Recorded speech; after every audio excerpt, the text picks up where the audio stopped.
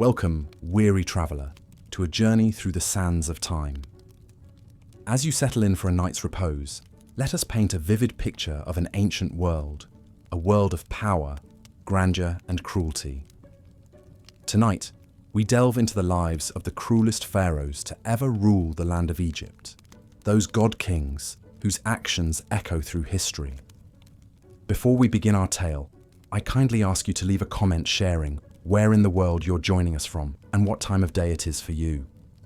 Are you nestled in bed as the sun sets, or perhaps stealing a moment of calm in the midst of a busy day?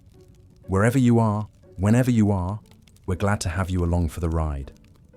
And if you find yourself enjoying this type of calm, immersive storytelling, we invite you to subscribe to this channel. There are many more journeys into history to come. But for now, let your mind drift back thousands of years to the banks of the Nile, where civilization first flourished under the watchful gaze of pharaohs. These rulers were more than just men. They were living gods, wielding absolute power over their land and subjects. With the briefest of commands, they could raise armies, build monuments, or snuff out lives. Their whims shaped the course of nations. Yet even among these exalted rulers, some pharaohs were more brutal than the rest. Their cruelty is legendary, whispered about by the people they terrorized and recorded in the annals of history. These are the pharaohs whose names still send a shiver down the spine, whose acts of ruthlessness echo through the ages. What drove these men to such extremes? Was it the pressure of their divine mandate, the expectation to rule with an iron fist? Was it the temptations of ultimate power, corrupting even the noblest of intentions? Or was it something darker, a twisted thirst for suffering that could never be slaked? These are the questions we'll explore as we wind our way through Egypt's blood-soaked history. We'll meet pharaohs who saw cruelty as a means to an end, who crushed their enemies and subjugated their people in the name of order and legacy. But we'll also encounter those for whom cruelty was the end in itself, men consumed by madness and sadism. Along the way, we'll paint a vivid picture of what it was like to live under these tyrants. The back-breaking labor of slaves erecting pyramids in the scorching sun, the fear of courtiers treading on eggshells in gilded palaces, never knowing when they might incur a fatal wrath, the desperation of common people praying for relief from their living gods. This is a journey into the shadows of human nature, into the depths of what man is capable of when given unchecked power. But it's also a testament to the resilience of the human spirit, to the countless lives that persevered in the face of unimaginable hardship. So settle in, dear listener, and let the sounds of the ancient world lull you into another time. The warm winds are blowing through the date palms, the cicadas are humming their lullabies, and the Nile is gently lapping at its banks. Close your eyes and let yourself sink into the distant past as we begin our first tale of the cruelest pharaoh. Long before the Great Pyramids rose from the desert sands, in the early days of a newly united Egypt, there ruled a pharaoh named Djer.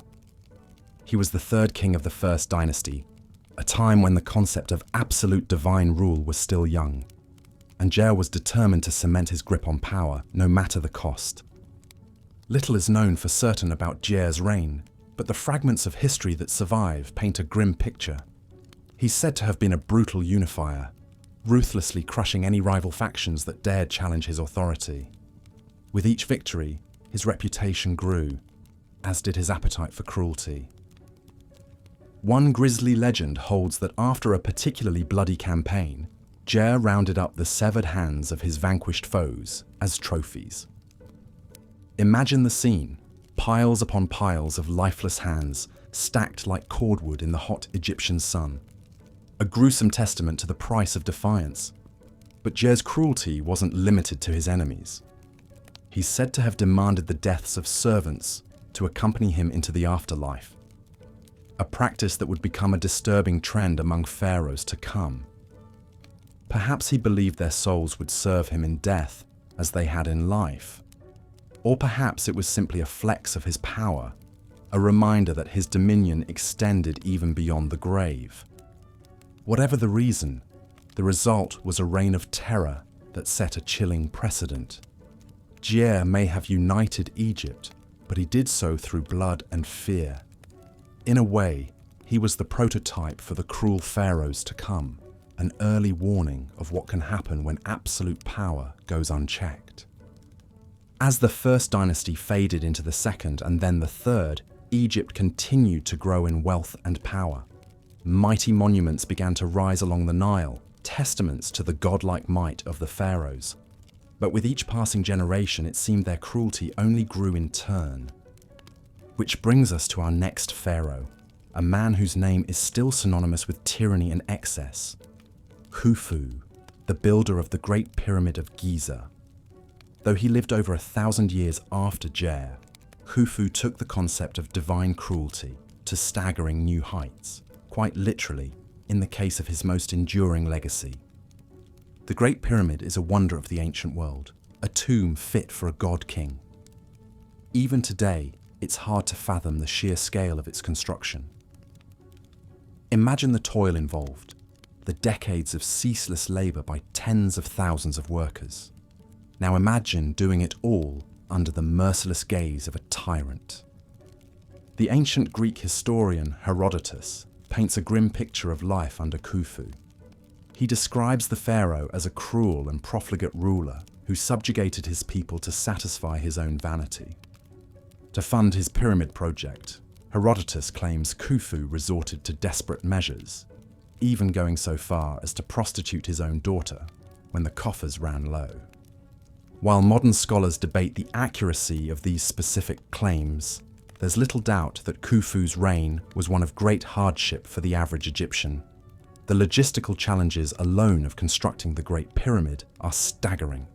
Countless workers toiled in the scorching desert heat, cutting and hauling immense limestone blocks, all to satisfy the whims of one man.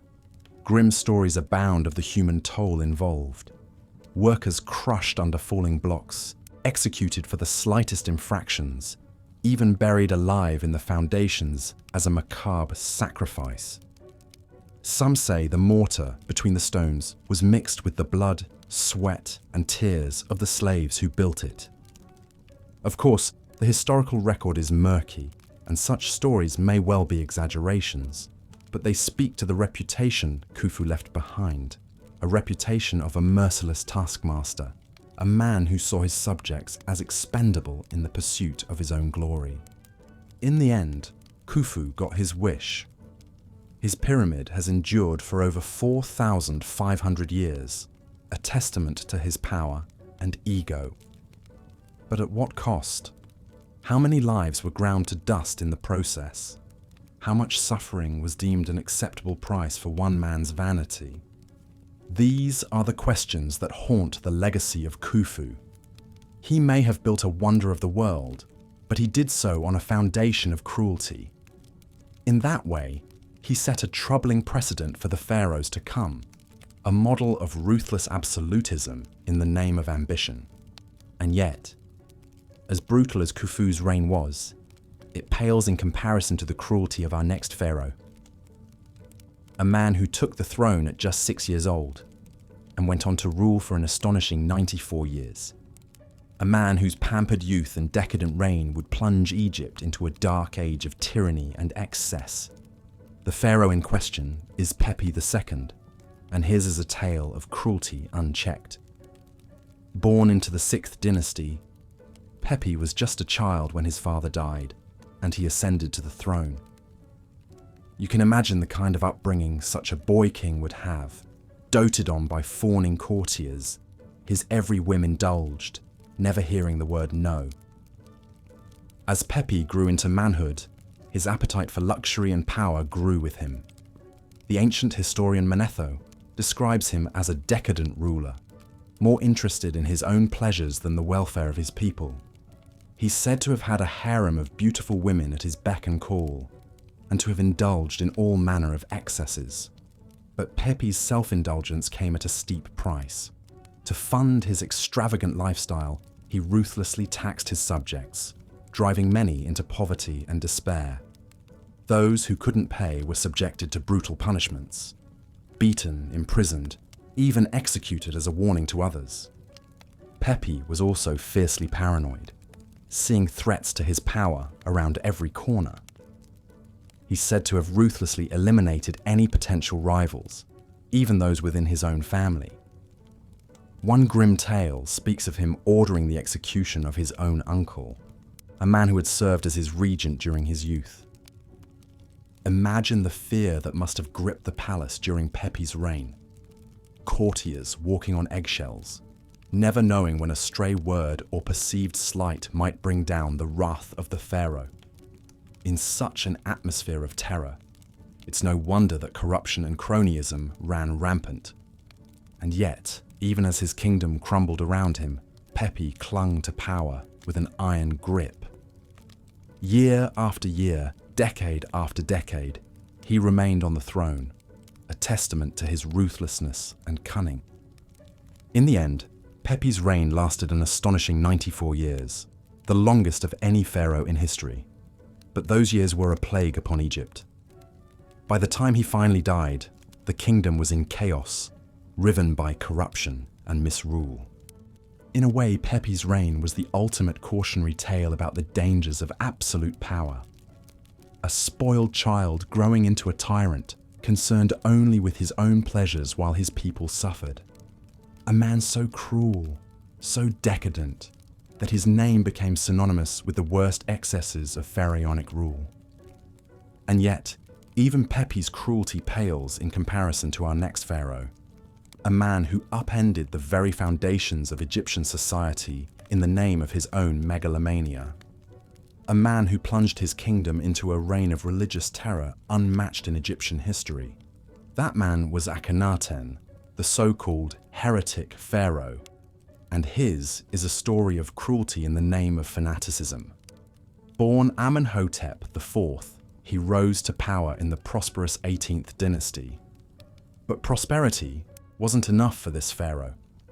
He had a grander vision, a vision of a new Egypt, a new kingdom centered around a single, all-powerful God. That God was Aten, the disk of the sun, and Akhenaten was his prophet. In a shocking move, the pharaoh declared that all other gods were false idols, that only Aten was to be worshipped throughout the land. It was a religious revolution, and Akhenaten would use any means to see it through. Imagine the scene as the pharaoh's decree spread throughout Egypt. Temples to the old gods being shut down, their priests dragged away in chains. Statues and inscriptions being defaced, the names of once revered deities chiseled away as if they had never existed. And everywhere, the watchful eye of the Aten, symbol of Akhenaten's power. For the average Egyptian, it must have been a terrifying time. The gods they had worshipped for generations were now forbidden, their very beliefs declared heretical. Those who clung to the old ways faced brutal punishment, torture, imprisonment, even execution in the name of the Aten. Even the elite weren't safe from Akhenaten's religious fervor. One of his most shocking acts was to shut down the powerful temple of Amun at Karnak, seizing its vast wealth and lands for his own use. The priests who resisted were subjected to horrific fates, some flayed alive, others buried up to their necks and left to die in the scorching sun. Through it all, Akhenaten remained convinced of his own righteousness. He saw himself as a visionary, a revolutionary destined to lead his people into a glorious new age. But in reality, he was a tyrant, a man so consumed by his own fanaticism that he was willing to tear his kingdom apart to achieve it. In the end, Akhenaten's reign was short-lived. After his death, the old gods were quickly restored, and his name was stricken from history. A fitting end for a pharaoh whose cruelty knew no bounds. But his legacy would live on as a warning about the dangers of religious extremism, of the horrors that can be unleashed in the name of an idea.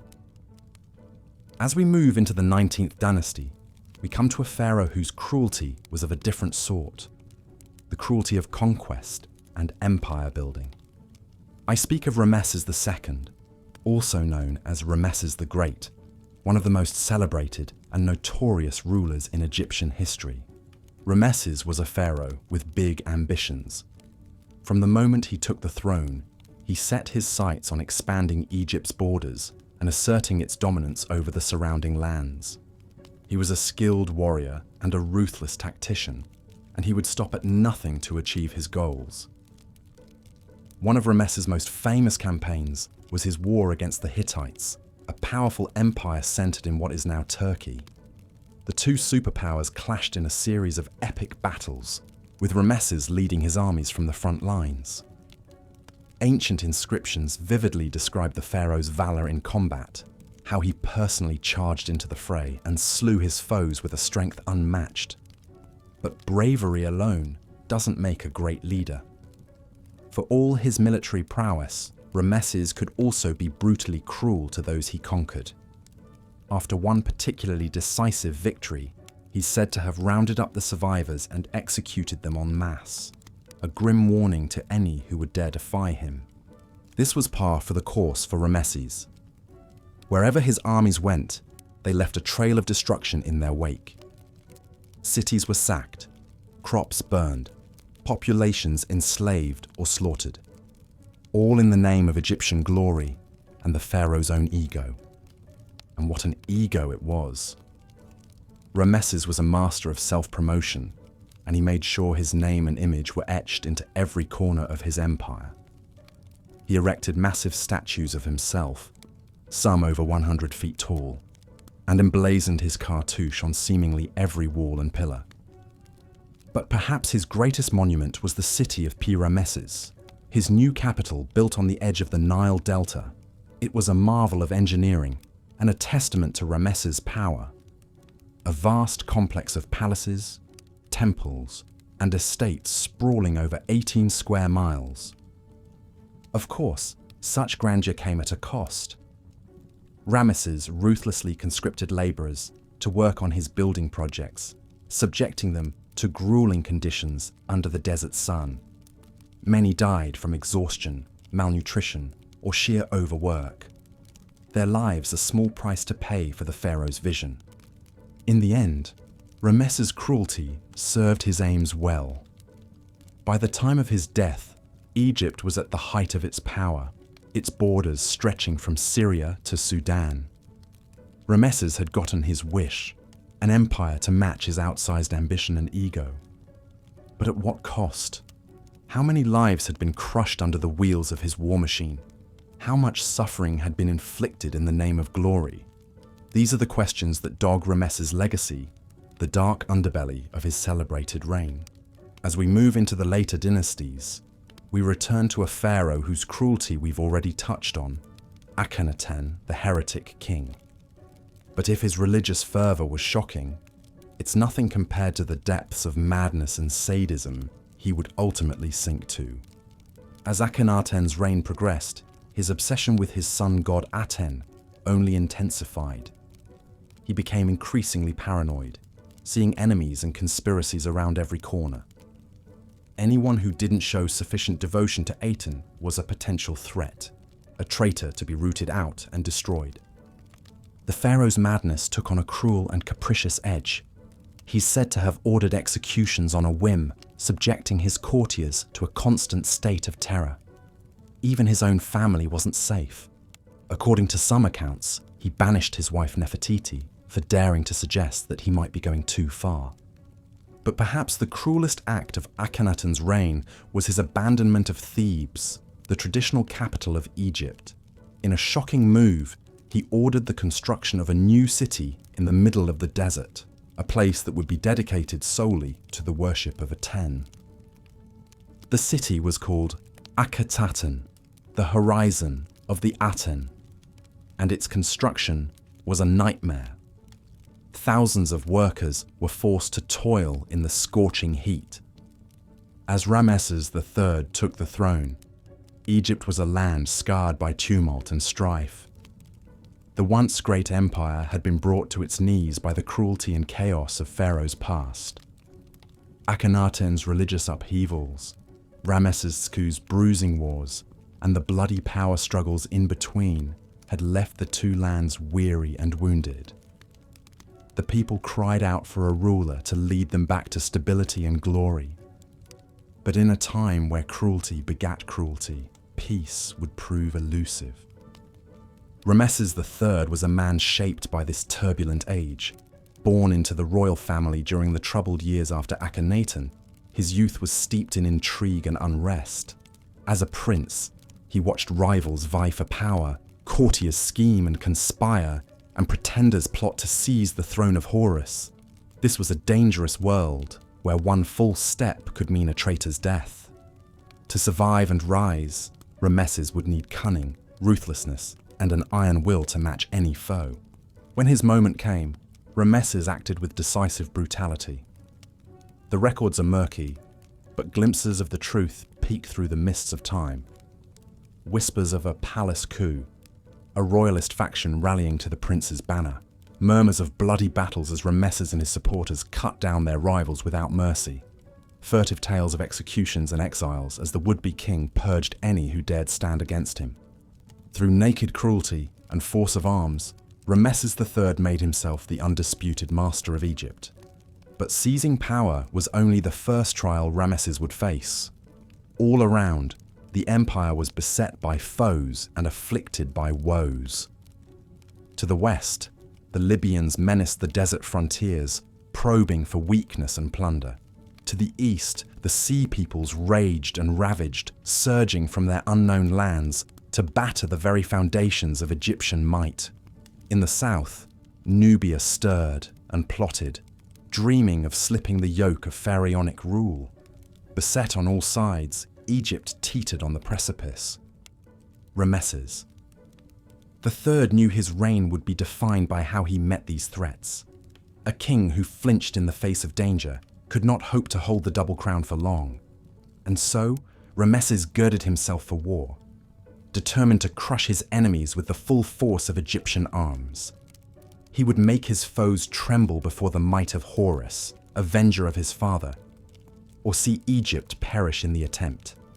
With merciless resolve, Rameses marched forth to meet the Libyans on the field of battle. The pharaoh was a vision of martial splendor in his war chariot, his Khopesh sword flashing in the sun, his blue battle crown striking terror into the hearts of his foes.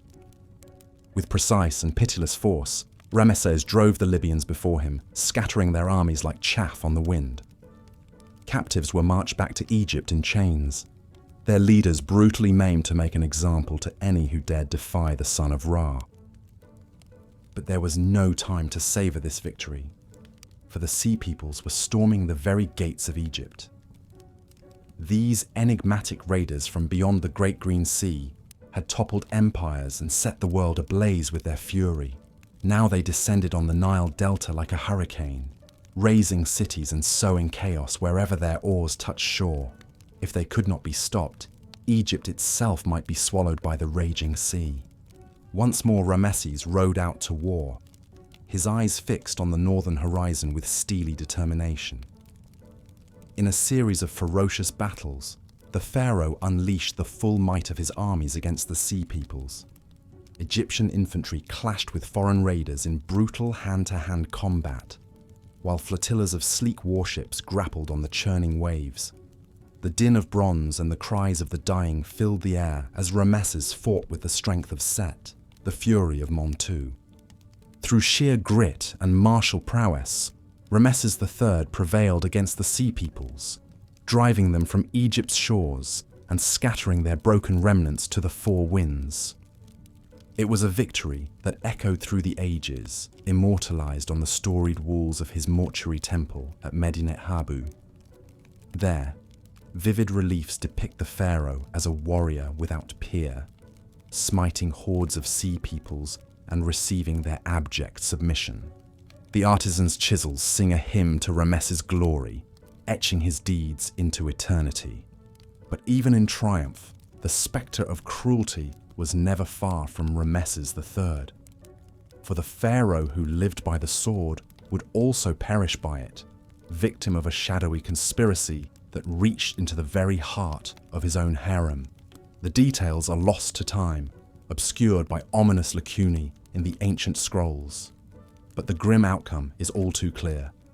Ramesses III, the savior of Egypt, cut down by treachery most foul.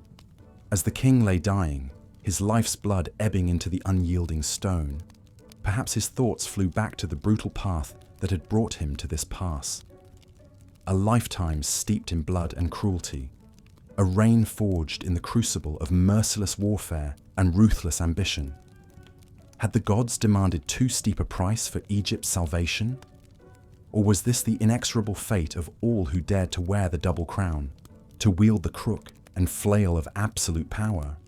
These are questions that echo through the ages, as inscrutable as the Sphinx that gazes out across the desert sands. The cruel pharaohs of Egypt's past may be lost to history, their names faded to legend and myth, but their blood-soaked legacy endures, a testament to the eternal struggle between power and morality, ambition and consequence. In their triumphs and their failures, in their glories and their cruelties, these pharaohs hold up a mirror to the human condition itself. As we contemplate these ancient lives from the comfort of our modern age, it is easy to pass judgment, to recoil in horror at the excesses of unchecked power. But perhaps, in the quiet moments before sleep claims us, we might also pause to reflect on the burdens borne by those who don the mantle of leadership, the lonely weight of decisions that echo through eternity, the terrible price paid by those who would shape the course of nations and civilizations. In the end, the cruel pharaohs of Egypt's past remind us of the double-edged nature of power itself. It is a force that can build wonders and forge empires, but also a force that can corrupt and destroy in equal measure. To wield such power is to walk a razor's edge, forever balanced between greatness and ruin. This is the burden of kings and conquerors, the eternal dilemma of those who would seek to bend history to their will. As we drift into the waiting arms of sleep, let us ponder these timeless lessons from the distant past. For in the rise and fall of pharaohs cruel and mighty, we may yet find echoes of our own struggles and triumphs, our own hopes and fears. The sands of time may blow, the ages may turn, but the essence of the human drama remains unchanged, as enduring as the pyramids that loom eternal against the horizon of history. Under the blistering Egyptian sun, the merciless reign of Ramesses II ground on, year after year, decade after decade. The pharaoh's cruelty knew no bounds as he relentlessly pursued his own glory at any cost. Countless slaves toiled and perished to build his colossal monuments, towering statues, sprawling temples, and grandiose tombs that would ensure Ramesses' name endured for eternity. The king's agents scoured the land, pressing peasants into back-breaking labor and viciously quashing any hint of dissent. Woe to those who dared resist the pharaoh's will. They faced lashings, disfigurement, or a grisly public execution as a warning to others. Beyond his unquenchable thirst for architectural splendor, Ramesses II was also a ruthlessly ambitious conqueror, hell-bent on expanding Egypt's might. He fixed his sights on the lands of Nubia to the south and the Hittite Empire to the northeast. With each new campaign, the great war machine of Egypt rumbled into motion. Legions of soldiers marched out across the burning desert sands, their bronze weapons glinting in the harsh sun. They descended on enemy towns like a plague of locusts, leaving destruction and misery in their wake. Ramesses himself often rode at the vanguard, his cruel eyes flashing as he savored each new conquest. The Hittites bore the brunt of the pharaoh's wrath.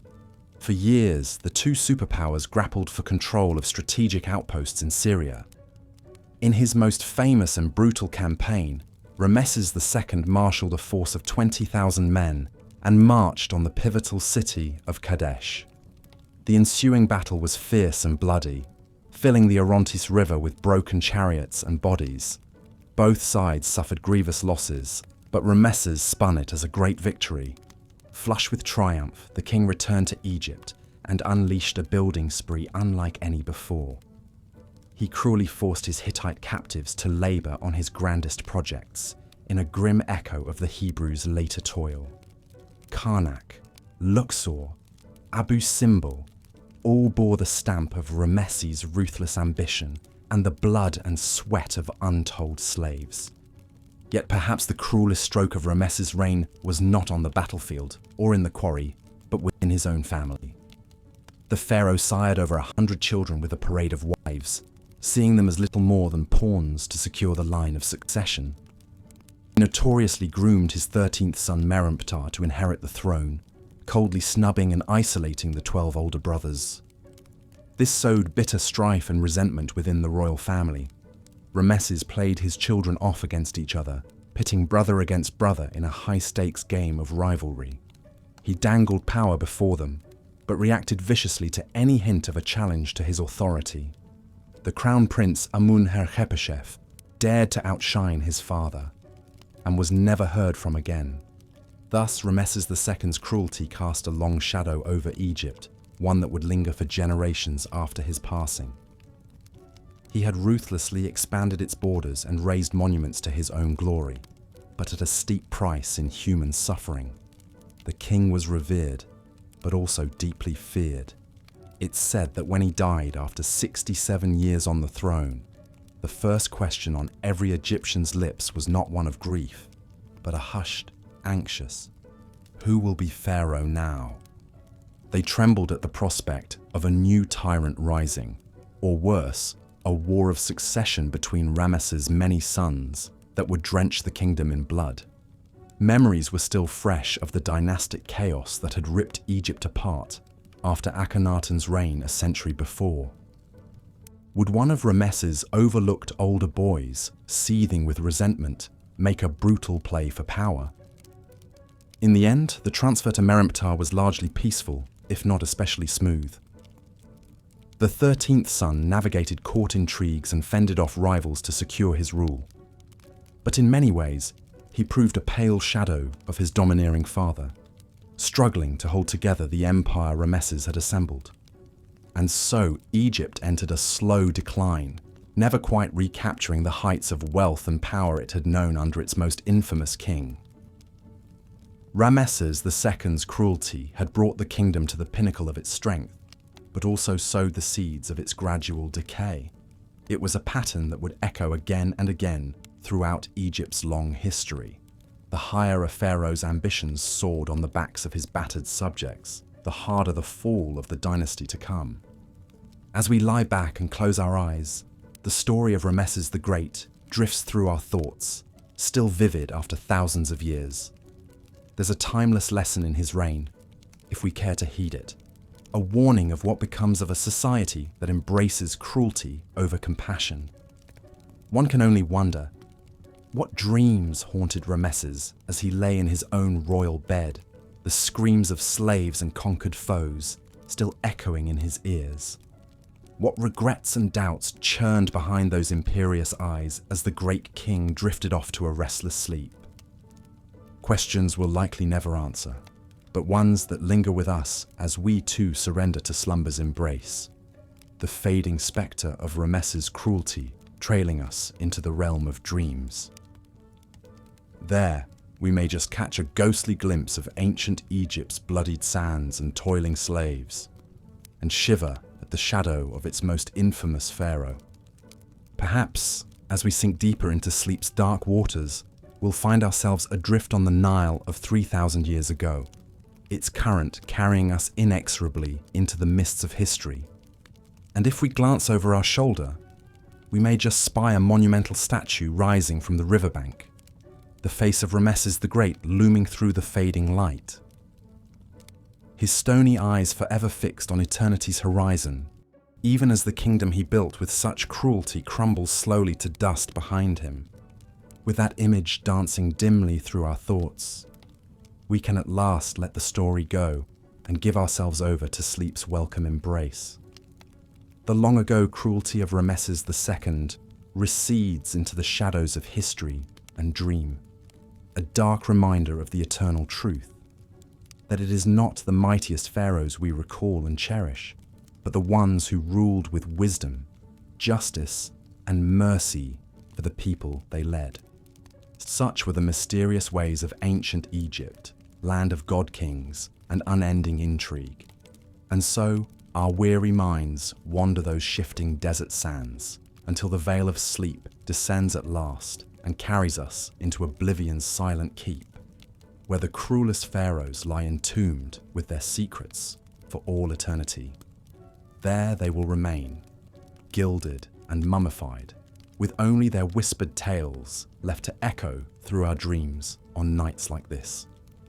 As the first twinkling stars emerge in the darkening sky above the Nile, the absolute power of the pharaohs often corrupted absolutely.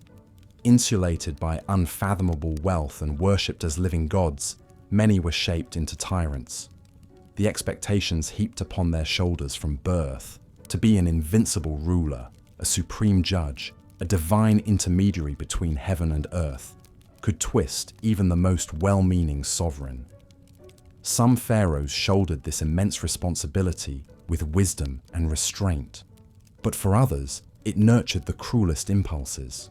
Perhaps no pharaoh embodied the perils of unchecked power more than Jer, an early ruler of the First Dynasty. Rising to the throne after Egypt's unification, Jer was determined to stamp out any threat to his rule. According to fragmentary records and archaeological remnants, Jer brutally executed rival claimants and potential usurpers. Even those merely suspected of plotting against him were put to death in the most gruesome ways, impaled, flayed alive, fed to wild beasts. He demanded slavish loyalty from his subjects, and any hint of disobedience could be punished by mutilation or death. Jer's cruelty extended even into the afterlife. Archaeologists believe he had hundreds of servants and loyal officials sacrificed upon his death so they could continue serving him in the next world. Their bodies were buried in neat rows near his tomb, a macabre display of his power. This grim practice set a precedent followed by many later kings.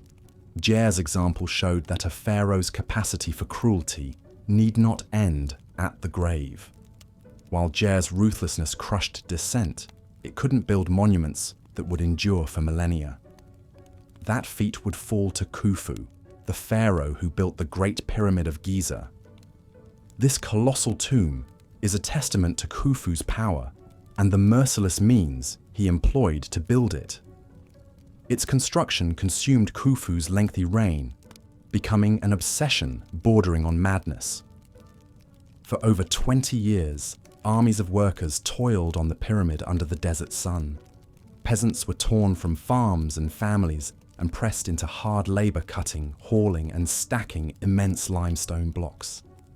Skilled craftsmen, architects, and engineers were forced to dedicate their entire lives to Khufu's grand vision. The work was backbreaking, and the human cost was immense. Contemporary accounts describe workers beaten to death by overseers for flagging at their ceaseless toil.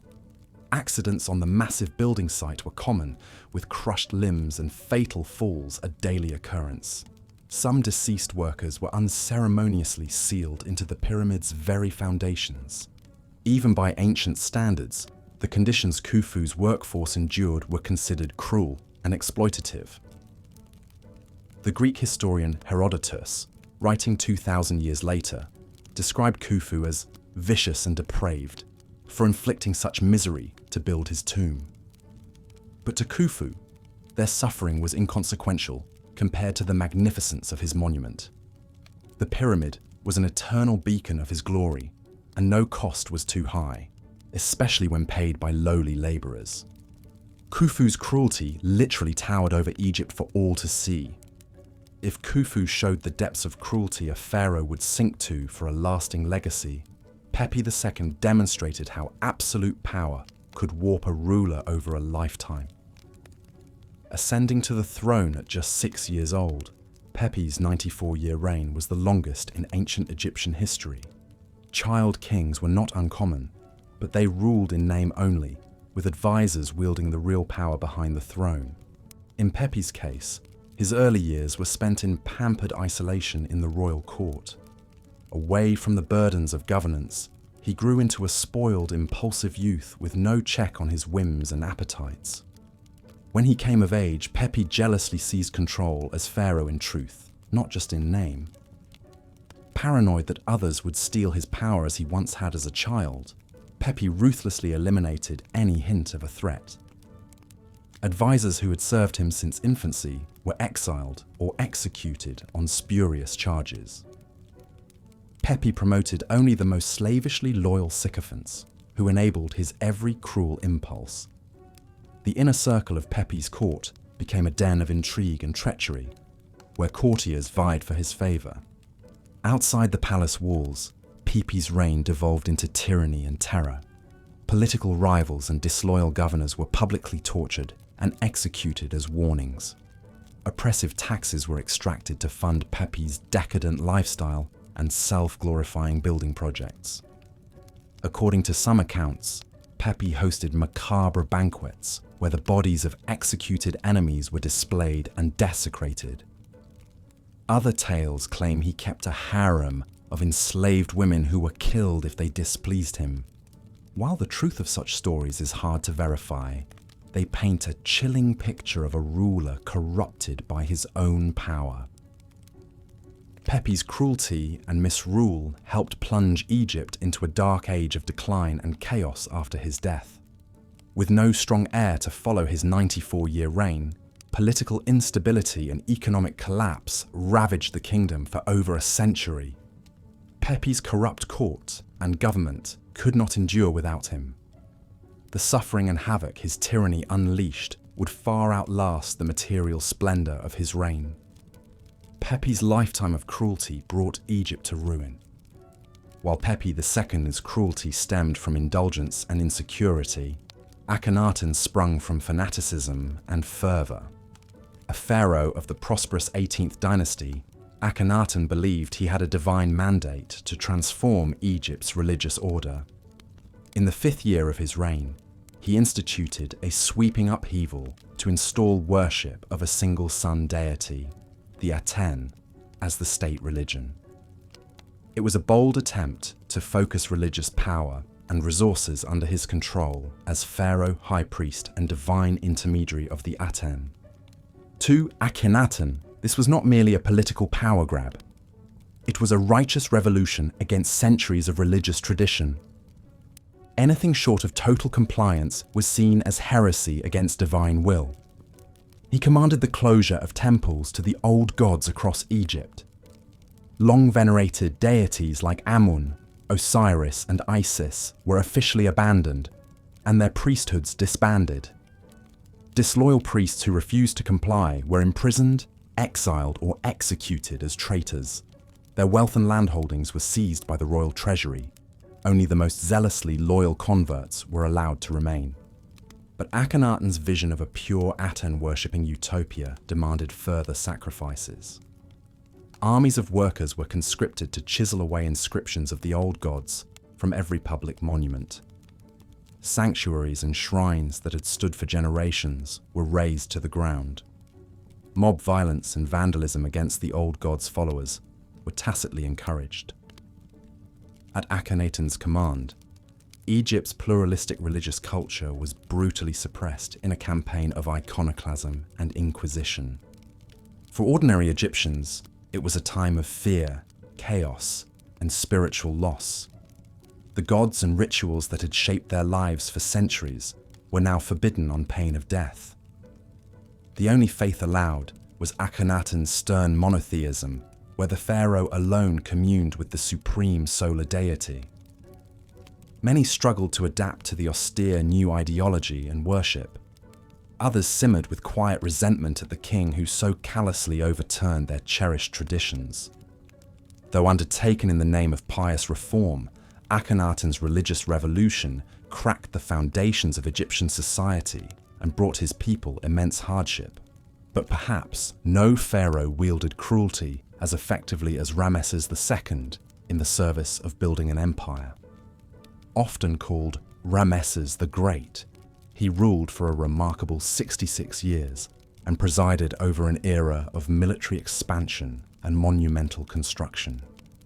His reign saw Egypt grow into one of the largest and most powerful empires of the ancient world, with Ramesses as its indomitable ruler. Behind this imperial grandeur was an engine of conquest and cruelty. To expand Egypt's borders, Ramesses waged a series of brutal military campaigns against neighboring kingdoms. His most famous were the wars against the Hittites of Anatolia, a powerful rival empire. At the Battle of Kadesh, the largest chariot clash in antiquity, Ramesses led his army to a decisive victory. Reliefs celebrating the triumph show Ramesses slaughtering enemies by the hundreds, trampling their bodies beneath his chariot wheels.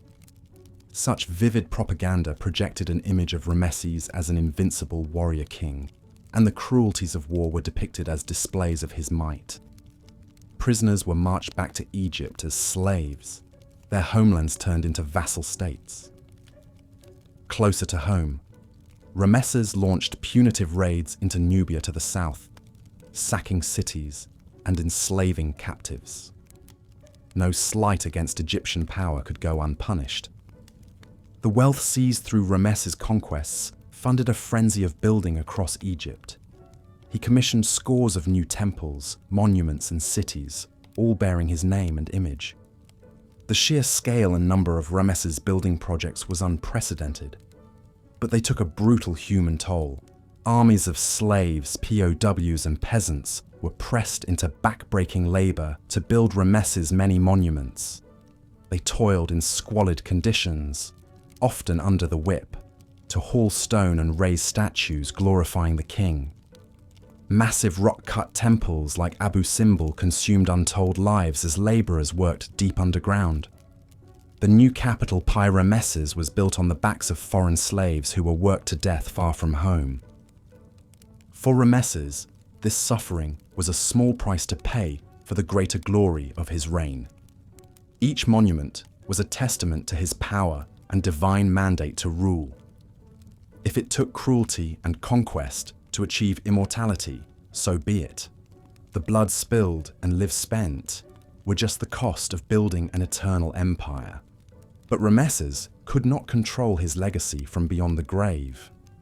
Later pharaohs, intimidated by his accomplishments, began to claim his monuments as their own. Some even chiseled out his name and replaced it with theirs, an act of posthumous theft.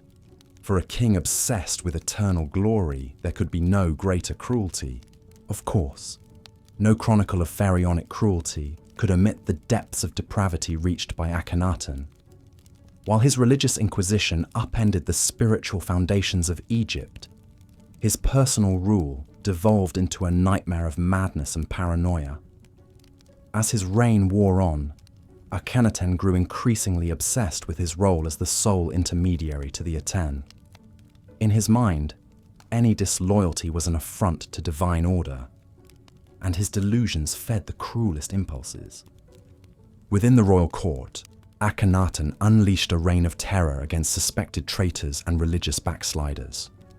Servants and advisors could be imprisoned, mutilated, or executed on the barest suspicion of unbelief.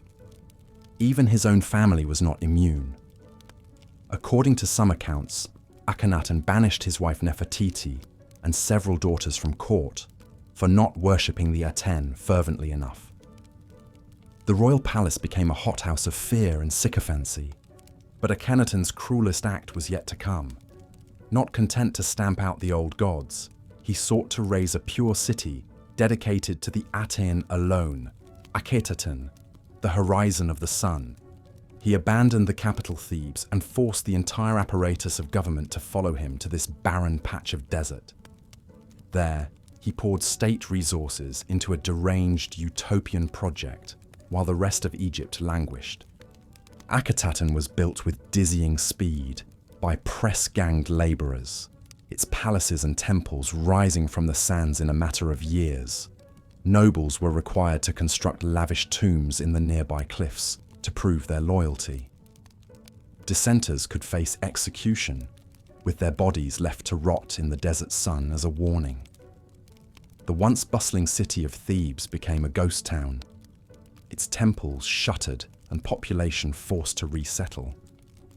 All to satisfy the whims of a ruler lost in religious delusion. Akhenaten's cruel folly would not last. Mere years after his death, Akhetaten was abandoned, its palaces already crumbling back into sand.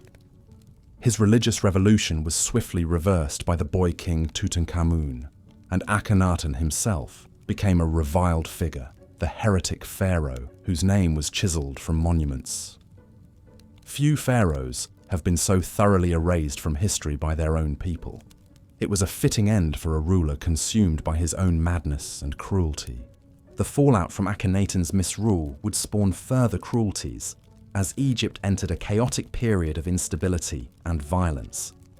Rival claimants to the throne waged bitter power struggles in the absence of a strong ruler. Chiefs and warlords carved out their own fiefdoms as the reach of the central government broke down. Banditry and lawlessness reigned while the kingdom bled.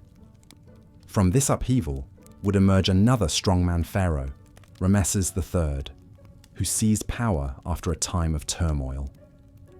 To secure his rule, Ramesses ruthlessly crushed all opposition, real or imagined. According to court records, a harem conspiracy nearly succeeded in assassinating him, spurring bloody purges. Anyone suspected of involvement was tortured into confession before facing public execution. In a grim display of power, Ramesses had the ringleaders of the plot mutilated and impaled outside the palace gates. Other conspirators were allowed to commit suicide to avoid a worse fate, their noses and ears cut off before death. The royal harem was purged and restaffed, with women more strictly loyal to the king.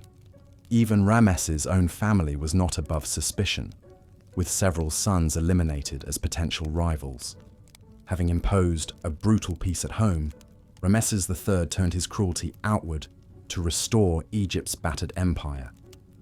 Like his namesake, Ramesses II, he embarked on aggressive military campaigns against foreign enemies.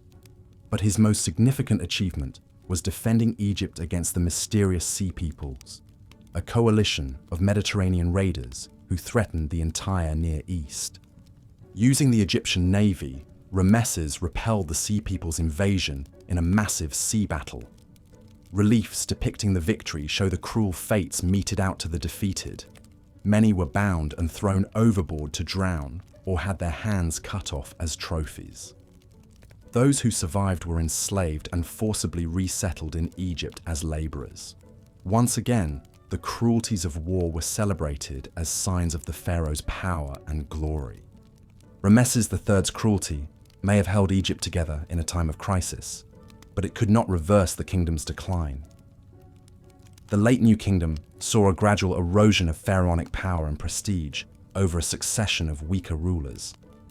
The great days of conquest and expansion were over, and Egypt slowly slid into stagnation.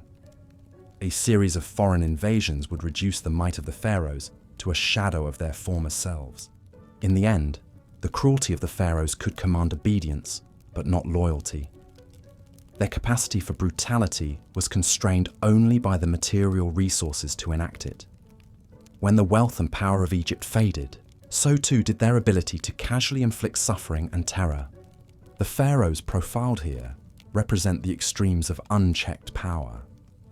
For centuries, Egyptian kings walked a fine line between godly duties and human cruelty.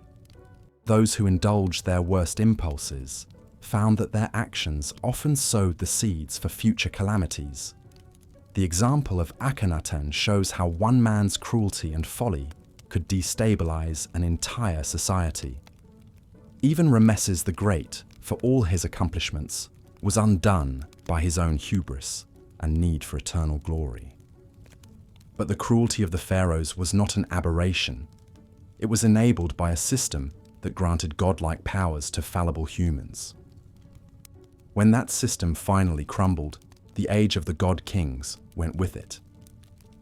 What remains are the scars of their misrule, and the cautionary tales of their depraved deeds. The cruelest pharaohs may have achieved immortality, but not in the way they intended.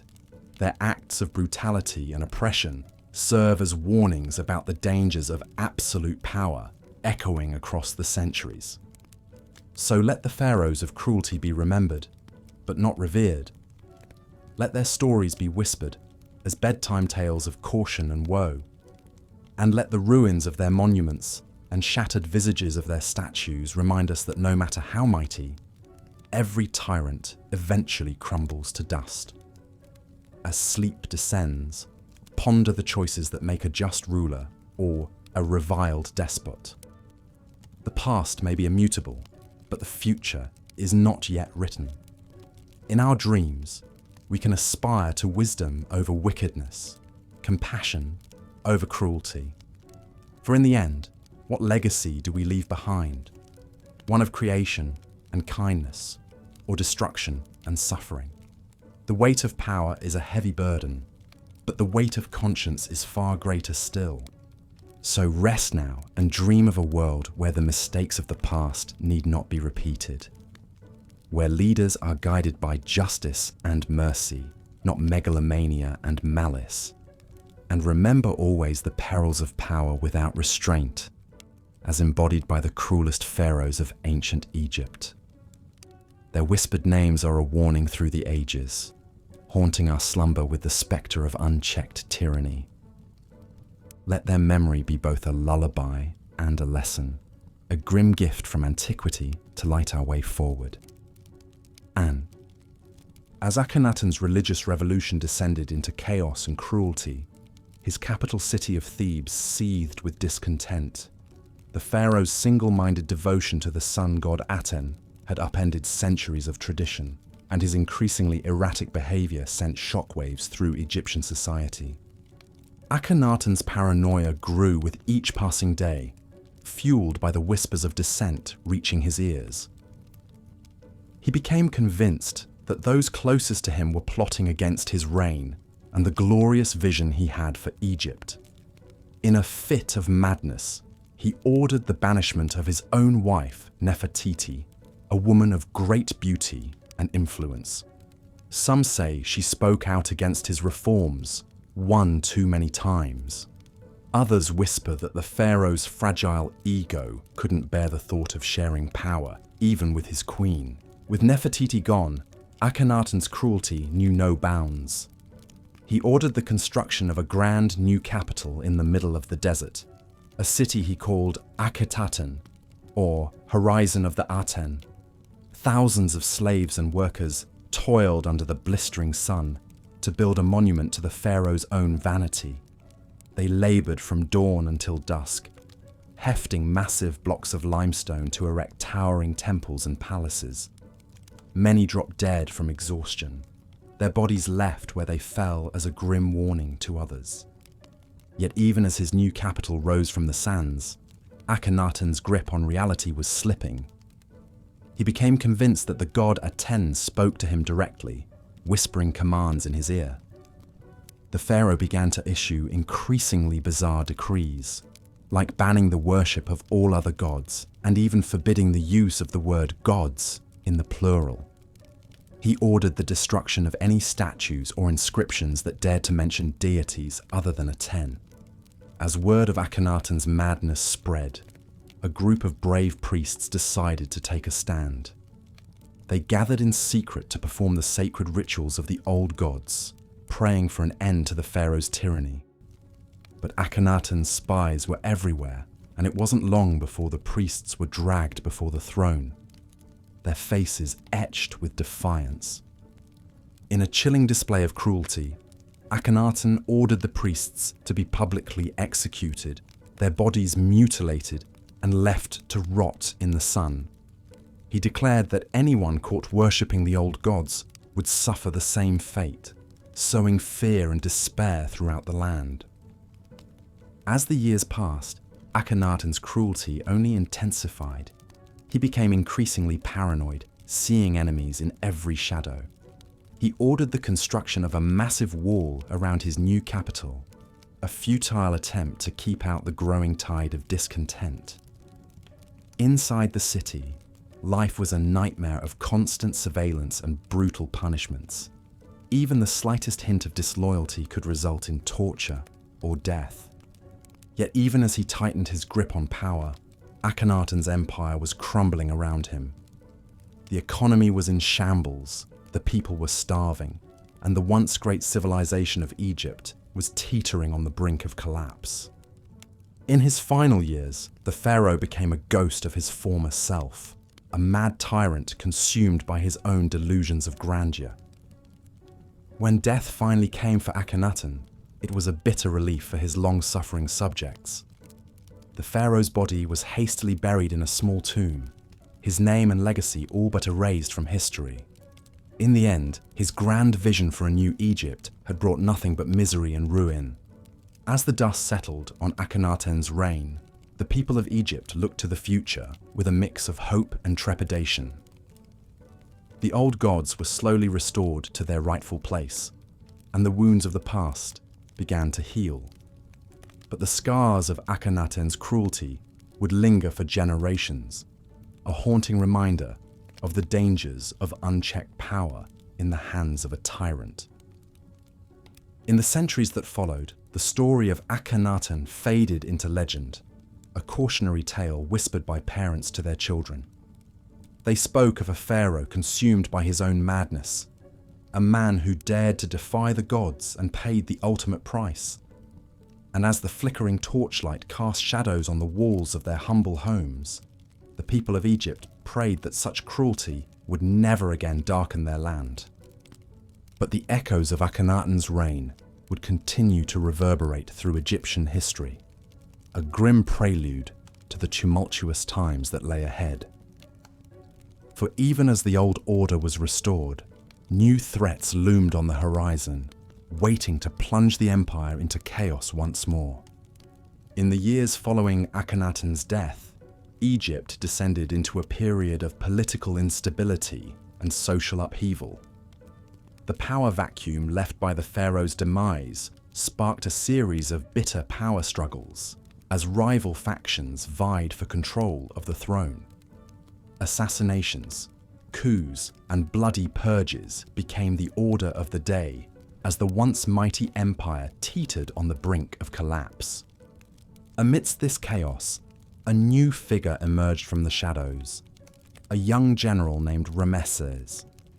Born into a noble family with close ties to the throne, Ramesses had distinguished himself as a skilled warrior and a cunning strategist. As the country spiraled into disorder, he saw an opportunity to seize power and restore order to the land. With a small but loyal army at his back, Ramesses marched on the capital, his eyes fixed on the ultimate prize. In a series of bloody battles, he crushed all opposition, ruthlessly eliminating anyone who dared to stand in his way. By the time the dust settled, Ramesses had claimed the throne for himself, taking the name Ramesses III in honor of his illustrious ancestors. But Ramesses knew that his grip on power was tenuous at best. The country was still reeling from the aftermath of Akhenaten's reign, and there were many who sought to challenge his authority. To cement his rule, Ramesses embarked on a campaign of terror and intimidation, ruthlessly suppressing any hint of dissent. He began by rounding up those who had supported his rivals in the recent power struggle, subjecting them to brutal public executions. The lucky ones were simply beheaded, their severed heads displayed on pikes as a warning to others. But for those who had dared to openly defy him, Ramesses reserved a special kind of cruelty. Some were burned alive, their screams echoing through the streets as the flames consumed their flesh. Others were impaled on sharp stakes, left to suffer an agonizing death as the sun beat down on their writhing bodies. And still others were flayed alive, their skin peeled away inch by excruciating inch until nothing remained but a bloody, quivering mass of flesh. As word of these atrocities spread throughout the land, a palpable sense of fear and dread settled over the populace. No one was safe from Ramesses' wrath, it seemed, not even the wealthy and powerful. The pharaoh's spies were everywhere, always watching, always listening for the slightest hint of treachery. Ramesses himself became a figure of terror, his very name enough to send shivers down the spines of his subjects. He was said to have a heart of pure evil, a soul as black as the darkest night. Some even whispered that he was not entirely human, that he had made a pact with the gods of the underworld to secure his place on the throne.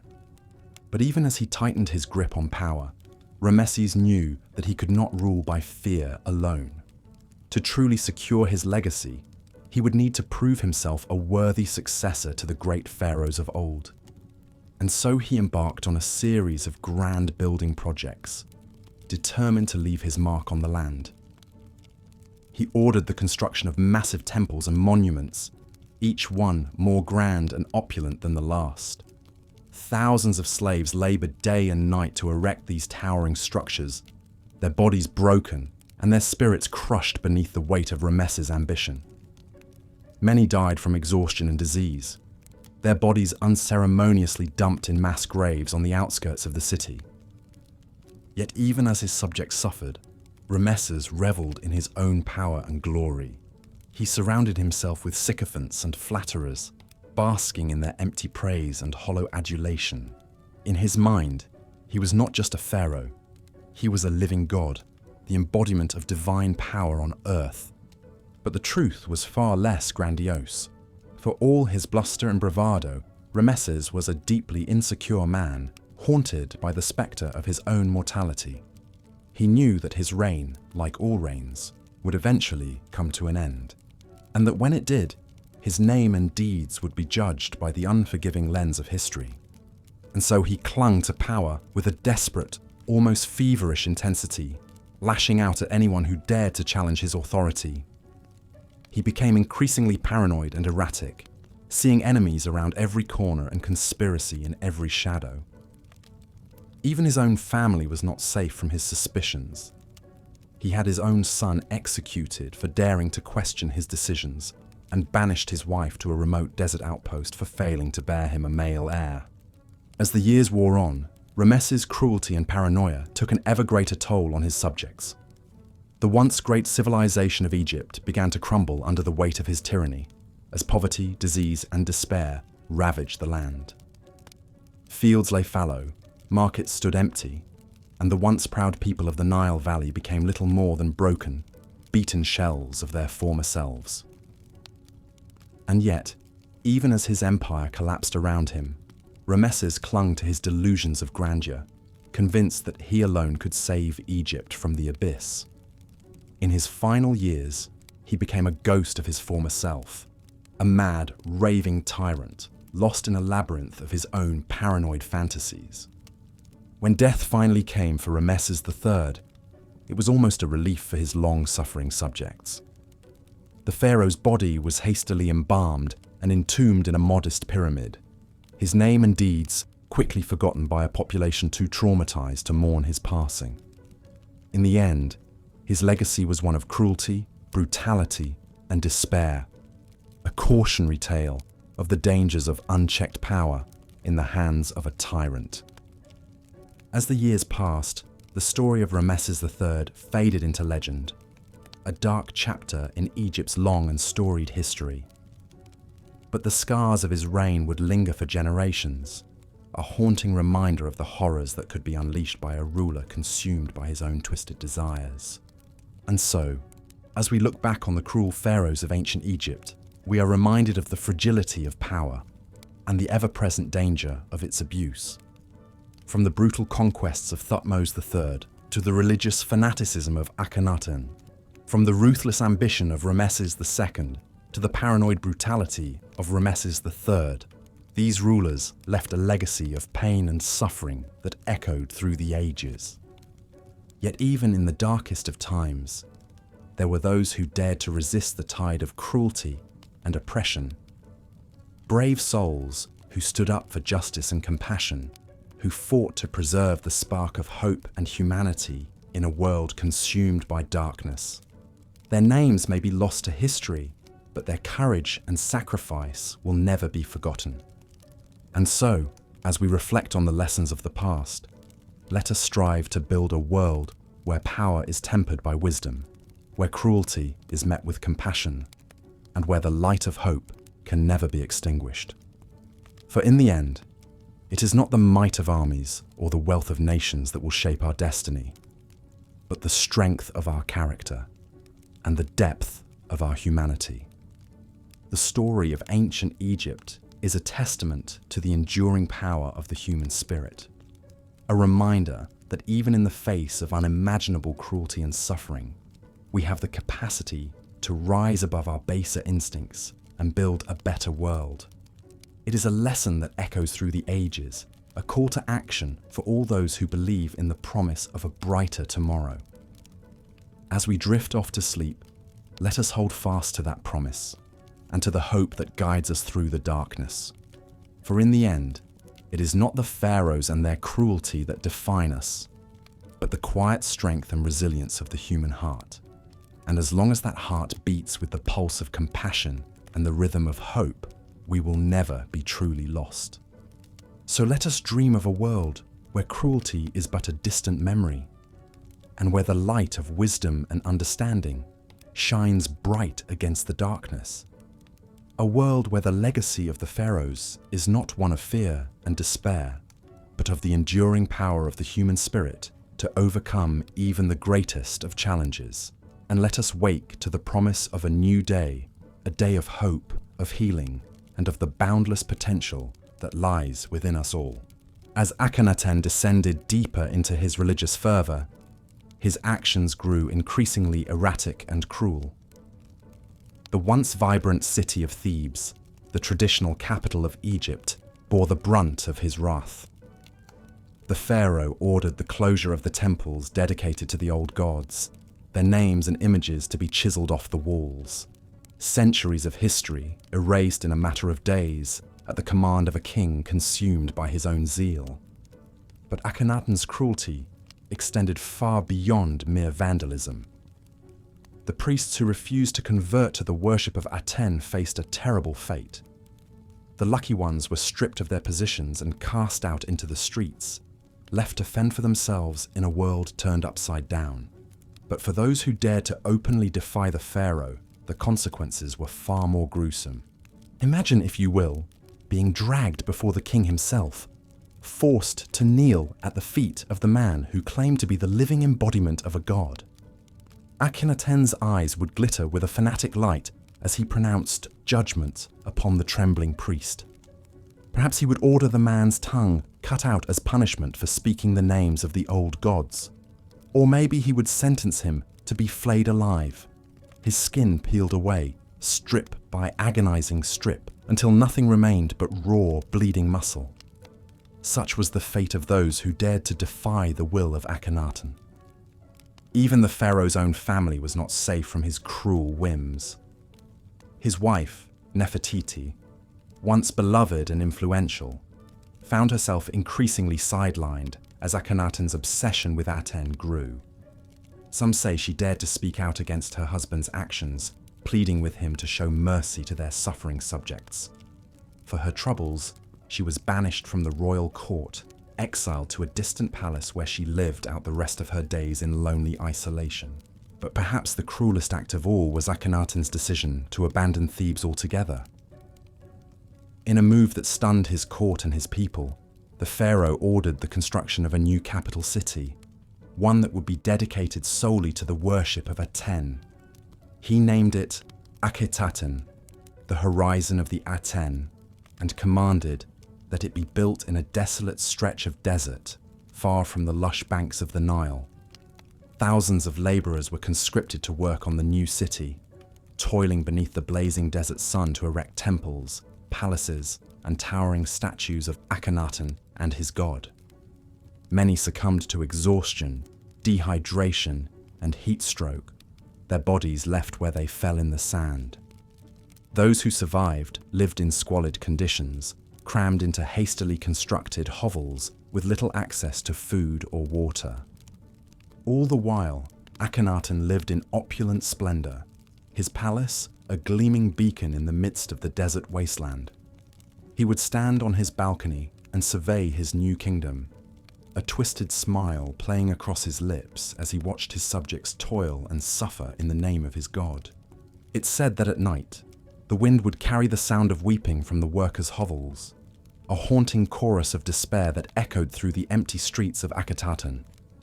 But Akhenaten remained unmoved, secure in his belief that he was doing the will of Aten, no matter how many lives were destroyed in the process.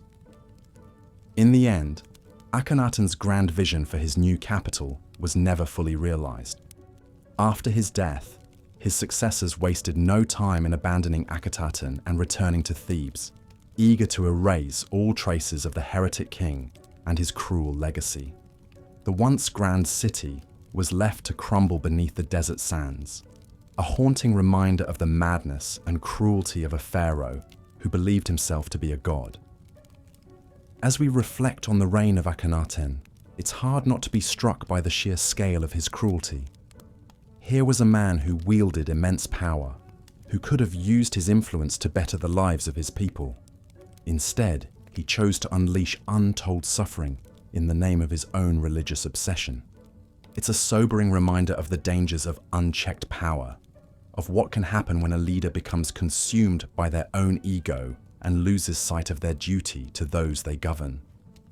Akhenaten may have believed himself to be a god, but in the end, he was all too human, a deeply flawed and cruel man whose legacy would forever be stained by the blood of innocents.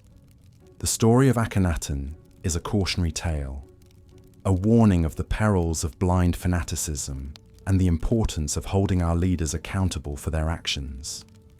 It's a lesson that echoes through the ages, as relevant today as it was in the time of the Pharaohs.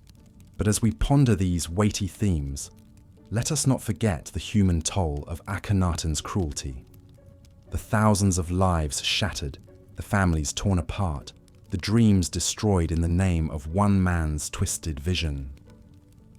It's a heavy burden to bear, even from the distance of centuries. And so, as we let the tale of Akhenaten drift through our minds, let us hold a moment of silence for those who suffered under his reign, for the priests who lost their tongues, for the laborers who lost their lives, for the family that lost a wife and mother. They may be long gone, but their pain and their sacrifice will never be forgotten.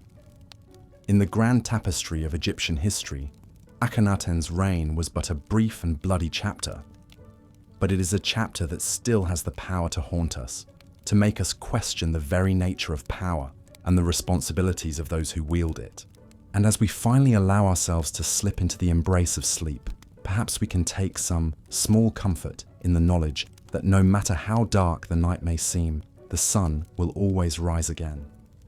Just as the people of Egypt endured the cruelty of Akhenaten, so too shall we endure the trials and tribulations of our own lives. For in the end, that is the true legacy of the Pharaohs, not their wealth or their power, but the resilience and strength of the human spirit in the face of even the greatest adversity. It's a lesson worth remembering, even in our darkest moments.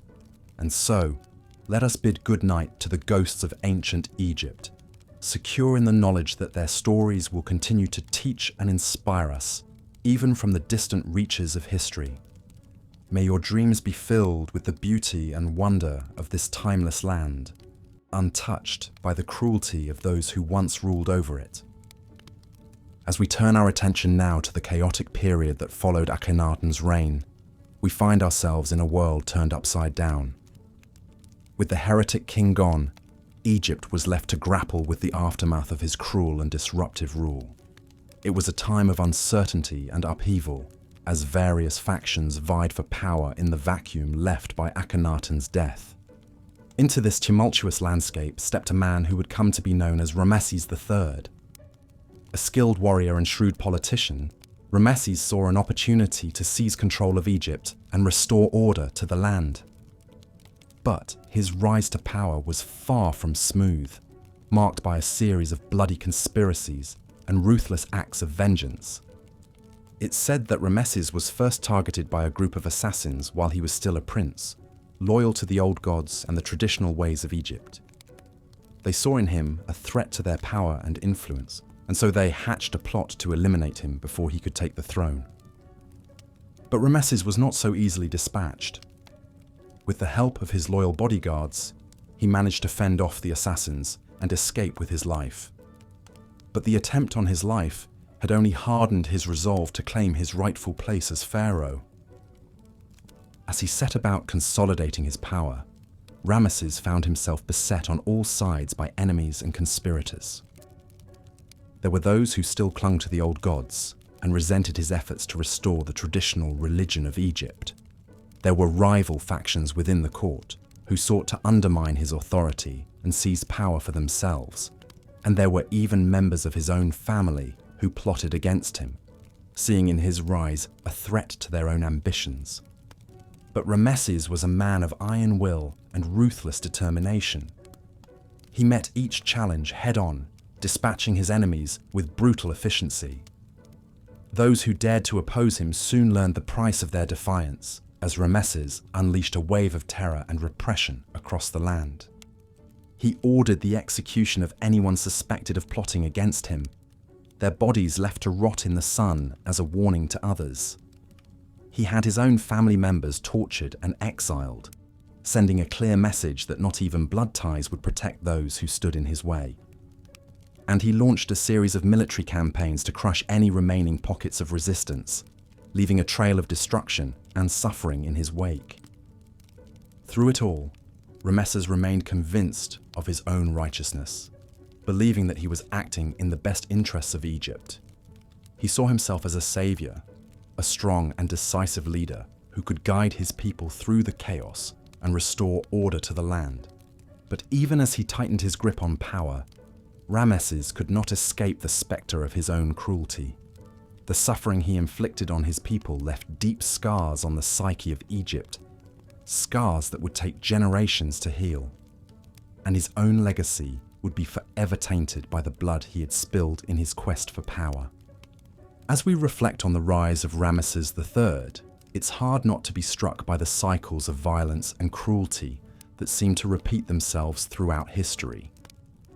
Time and again, we see leaders who are willing to sacrifice anything and anyone in the pursuit of their own ambitions, leaving a trail of destruction and suffering in their wake. It's a sobering reminder of the dangers of unchecked power and the importance of holding our leaders accountable for their actions. For every Rameses who manages to seize control through brutality and fear, there are countless innocent lives shattered and communities torn apart. But perhaps there is also a glimmer of hope to be found in the story of Rameses III. For even in the darkest of times, there will always be those who refuse to submit to cruelty and oppression. There will always be those who stand up for what is right, even in the face of overwhelming odds. It's a lesson worth remembering, even as we drift off into the peaceful embrace of sleep. That no matter how dark the night may seem, there is always the promise of a new dawn on the horizon, and that even in the face of the greatest adversity, the human spirit will always find a way to endure and overcome. So let us hold fast to that hope, even as we ponder the grim tales of pharaohs and their cruelty.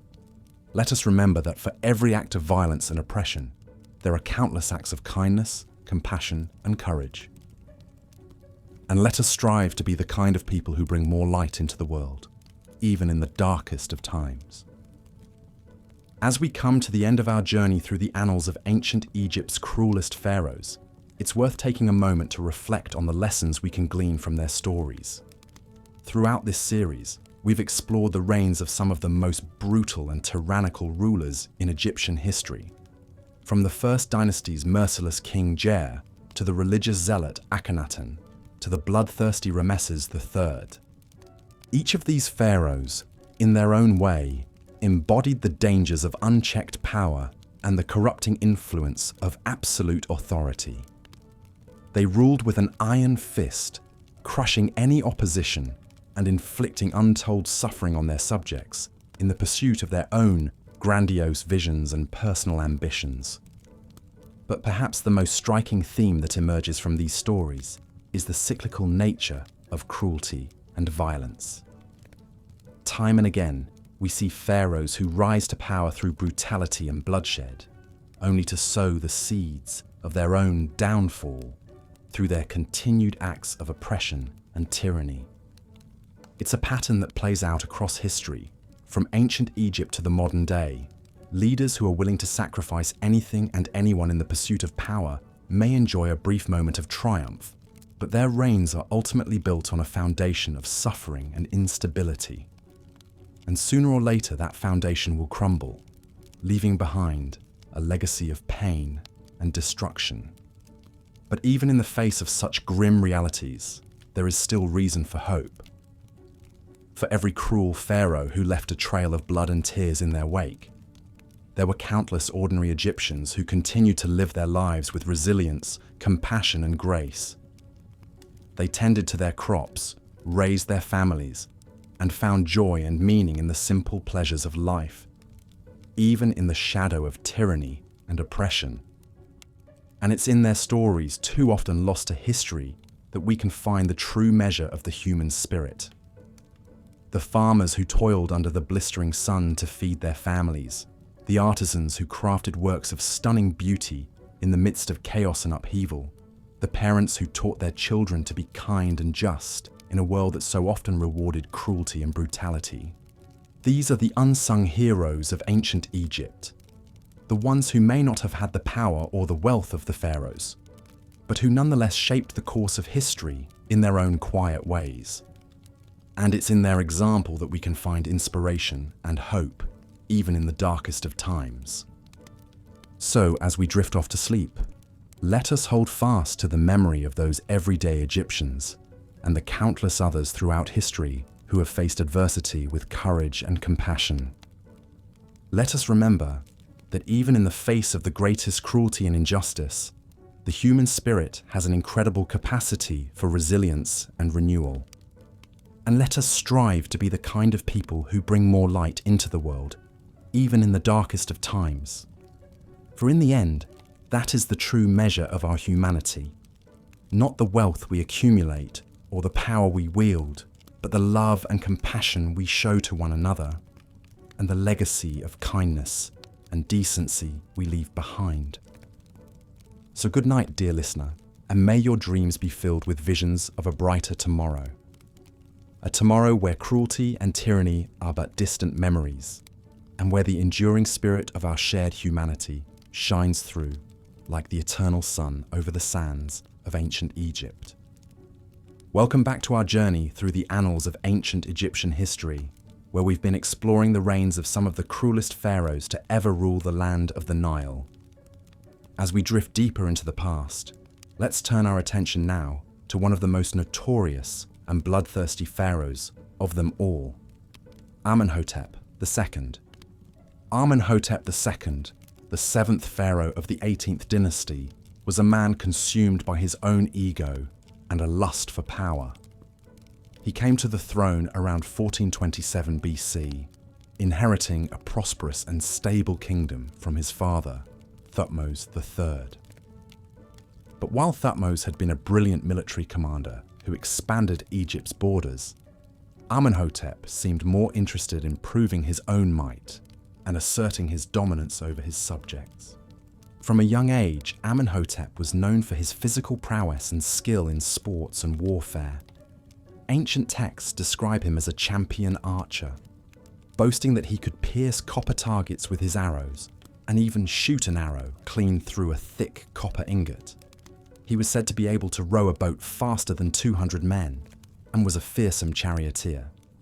But this strength and athleticism belied a cruel streak that would come to define his reign. Amenhotep seemed to take sadistic pleasure in subjugating and humiliating those weaker than himself. He was known to personally lead captured enemy soldiers back to Egypt, bound at the neck and forced to run behind his chariot. Depictions show him brutally smiting his foes, even clutching them by the hair as he prepares to strike them down. This cruelty extended to his own people as well. Amenhotep had a vicious temper and was quick to order severe punishments for even minor transgressions. slaves and servants lived in constant fear of incurring his wrath. He once had a servant's hand cut off merely for stumbling and touching the pharaoh's crown. Another time, he ordered a noblewoman to be stripped naked and publicly beaten for speaking out of turn in his presence. But perhaps the most chilling example of Amenhotep's cruelty was his treatment of the so-called Asiatics, the Egyptian term for the people of Syria and Palestine. During his reign, Amenhotep led several military campaigns into these lands, conquering and sacking cities with ruthless efficiency. Surviving inscriptions boast of the great slaughter he unleashed, killing countless men and capturing thousands of women and children to be brought back to Egypt as slaves. In one particularly grim account, Amenhotep orders the capture of several hundred young boys from a defeated city. He then has them marched back to Egypt, where they are mutilated and sacrificed in a mass execution. Their bodies are stacked in neat piles before the gates of Thebes as a gruesome warning to any who would dare defy the pharaoh's power. This was the kind of casual cruelty that defined Amenhotep's reign, a chilling disregard for human life and a perverse enjoyment of the suffering of others. He seemed to revel in his absolute power, believing himself a god on earth who could do as he pleased without consequence. Even in death, Amenhotep sought to showcase his brutality. His tomb, one of the largest and most elaborate in the Valley of the Kings, was filled with depictions of the pharaoh's conquests and the bloody revenge he wrought upon his enemies. On the walls of his burial chamber, Amenhotep is shown clutching captives by the hair, about to smash in their skulls, an eternal reminder of the cruelty that defined his life and rule. As we contemplate the grim legacy of Amenhotep II, it's hard not to shudder at the depths of cruelty one human can inflict upon another. His reign may have been marked by military victories and the expansion of Egypt's power, but it came at a terrible cost in human suffering. In the end, Amenhotep's cruelty served only to feed his own ego and megalomania, earning him a dark place in the annals of history. But Amenhotep was far from the only cruel pharaoh to leave his mark on ancient Egypt. As we continue our journey through this long and often brutal history, we'll encounter more men consumed by their own power, leaving trails of blood and sorrow in their wake. One such man was Ramesses IX, a pharaoh of the 20th dynasty who ruled almost 500 years after Amenhotep II. Though his reign was relatively short, lasting only about 18 years, it was marked by economic turmoil, corruption, and a shocking disregard for justice and human life. Ramesses IX came to power around 1129 BC, inheriting a kingdom beset by problems. The power of the pharaohs had been waning for generations, with much of the real authority now resting in the hands of the high priests of Amun, the most powerful religious order in Egypt. At the same time, the royal tombs in the Valley of the Kings had been repeatedly targeted by grave robbers, exposing the shocking decline in law and order. Rather than address these issues head-on, Ramesses IX seems to have been more interested in enriching himself and his inner circle. He was known for his love of luxury and excess, hosting lavish banquets and ordering the construction of grand monuments, even as much of Egypt languished in poverty and strife. But it was his handling of the tomb-robbing crisis that truly showcased Ramesses' cruelty and disdain for justice. In the 5th year of his reign, the royal necropolis was hit by a major robbery, with several tombs, including that of the great Ramesses II, being looted of their precious treasures. Ramesses IX ordered an investigation, but rather than attempt to recover the stolen goods or bring the true culprits to justice, he used the incident as an excuse to settle scores and consolidate his own power. The high priest of Amun, a man named Amenhotep, was arrested and brutally interrogated, along with several other high-ranking officials. Ancient records paint a grim picture of the so-called trials that followed. Suspects were beaten, tortured, and coerced into giving false confessions. Some had their noses and ears cut off as punishment, while others were exiled to remote frontier posts, effectively a death sentence in the harsh desert climate. But perhaps the most shocking aspect of the whole affair was that many of the accused were likely innocent. The true culprits, a gang of professional thieves based in the city of Thebes, were apparently well known to the authorities, but were allowed to continue their activities with impunity, likely due to bribes and corruption. In the end, the tomb robbing trials served mainly as a way for Rameses IX to remove his rivals and enemies, consolidating his own power at the expense of justice and the rule of law. The stolen treasure was never recovered, and the tombs in the Valley of the Kings continued to be looted for generations to come. But while the tomb-robbing scandal showcased Rameses IX's corruption and disdain for his own people, it was far from the only example of his cruelty. Throughout his reign, he was known for his harsh treatment of servants and slaves, often ordering brutal punishments for even minor infractions. In one particularly disturbing incident, a group of Nubian servants were accused of stealing from the palace kitchens. Rather than investigate the matter properly, Rameses flew into a rage and ordered all of the servants to be rounded up and executed on the spot. Men, women and children were dragged from their quarters and brutally put to death, their bodies left to rot in the sun as a warning to others. Such casual brutality seems to have been a hallmark of Rameses IX's reign. He was a man who saw himself as above the law, free to indulge his every whim and desire without consequence. In many ways, he embodied the worst excesses of absolute power, a reminder of what can happen when a ruler is accountable to no one but himself. As we reflect on the dark legacy of Rameses IX, it's hard not to feel a sense of sorrow for the countless lives destroyed by his cruelty and corruption. Like Amenhotep II before him, he was a pharaoh who seemed to revel in the suffering of others, using his power not to better the lives of his people, but to feed his own ego and appetites. But perhaps there is a lesson to be found in the stories of these cruel pharaohs, a reminder of the dangers of unchecked power and the importance of accountability and justice. For all their wealth and might, these men were ultimately undone by their own cruelty, their names remembered not as great leaders, but as cautionary tales of the darkness that can lurk in the human heart.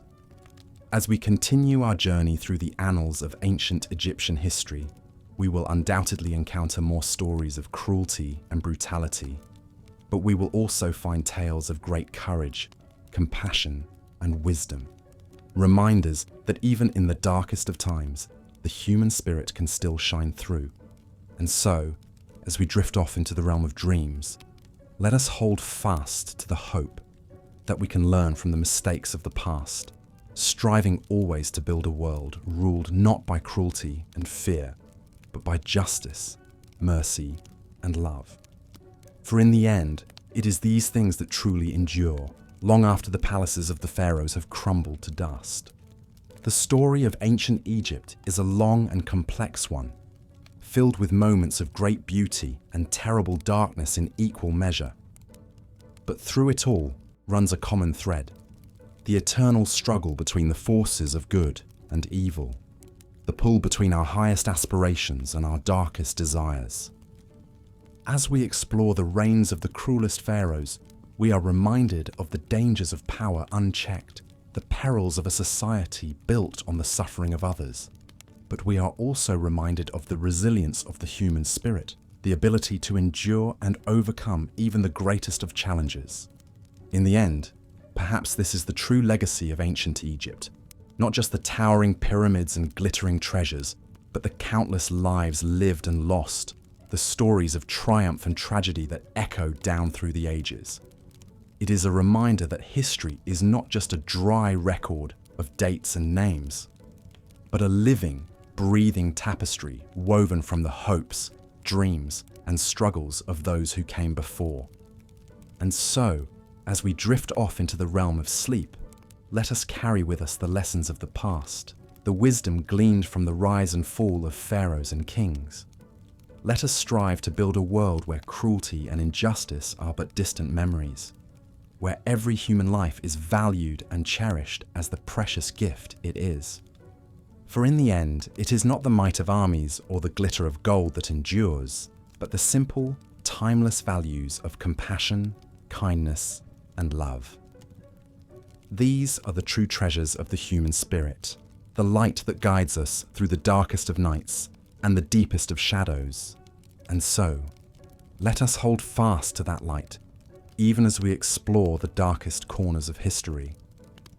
Let us remember that for all the cruelty and brutality of the past, there is also great beauty and hope to be found, shining like a beacon through the ages. As we close our eyes and let the gentle currents of sleep carry us away, let us dream of a world where the lessons of ancient Egypt are not forgotten, but rather woven into the very fabric of our lives. A world where we strive each day to be our best selves, to live with courage, compassion, and grace. For in the end, this is the true legacy we leave behind, not the fleeting glories of wealth and power, but the enduring impact we have on the lives of those around us. May we all strive to make that impact a positive one, to leave the world a little bit better than we found it.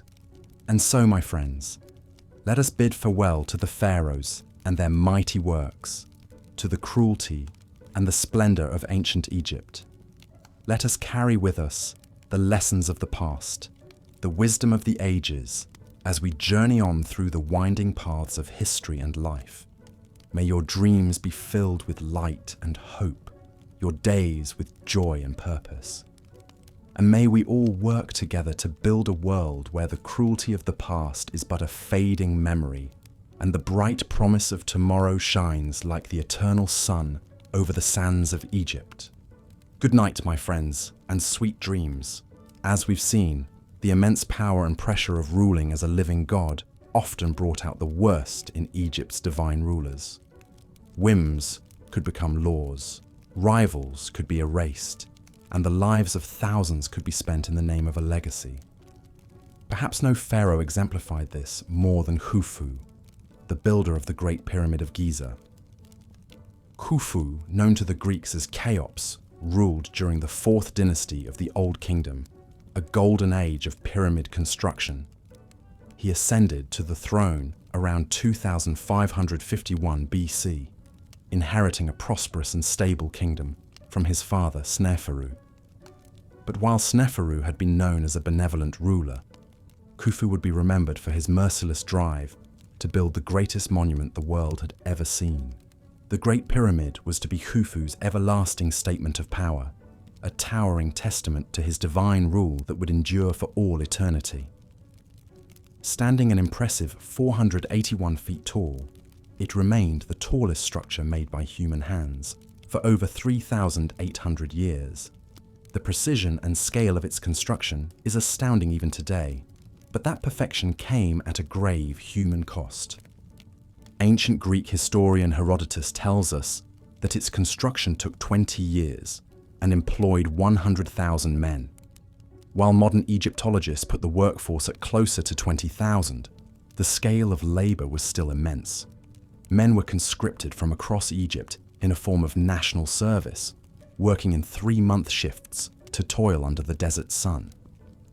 Herodotus claimed that so many workers died that Khufu allowed their bodies to be buried in the foundations to save on tomb space.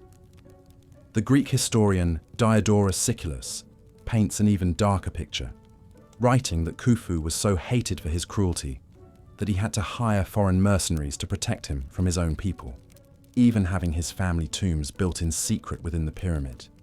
He recounts a story of Khufu prostituting his own daughter when he ran short on funds. While some of these tales may be exaggerated, what's clear is that Khufu was remembered as a tyrant obsessed with his grand vision, no matter how many lives it ground to dust. Ancient graffiti from the workers' village hints at this hard reality, making jokes about and pleas to their overseers. One reads, "Friends, how damn drunk I am." Component placement, while another pleads, "Don't make me carry like an ass." For the average Egyptian, being shipped to Giza was a grim sentence of danger and drudgery.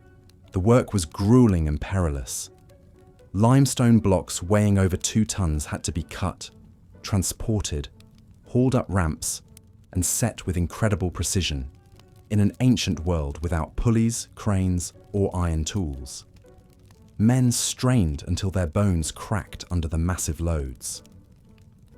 Accidents were common and deadly, with workers being crushed or succumbing to exhaustion in the blazing heat. By some estimates, at least 1 worker perished for every 10 feet the pyramid grew. For all the blood, sweat, and tears poured into its stones, the pyramid was ultimately a monument to Khufu's ego. His cruel acts in its construction faded from public memory, while his name endured in stone, a testament to both human achievement and the vanity of kings. As the Greek philosopher Aristotle would later write, "To be a king is to be the cruelest and loneliest of creatures, and no cruel act goes uncounted." With the last block hauled into place, Khufu could rest knowing his legacy was secure. But the toll of his cruelty would linger long after his last breath.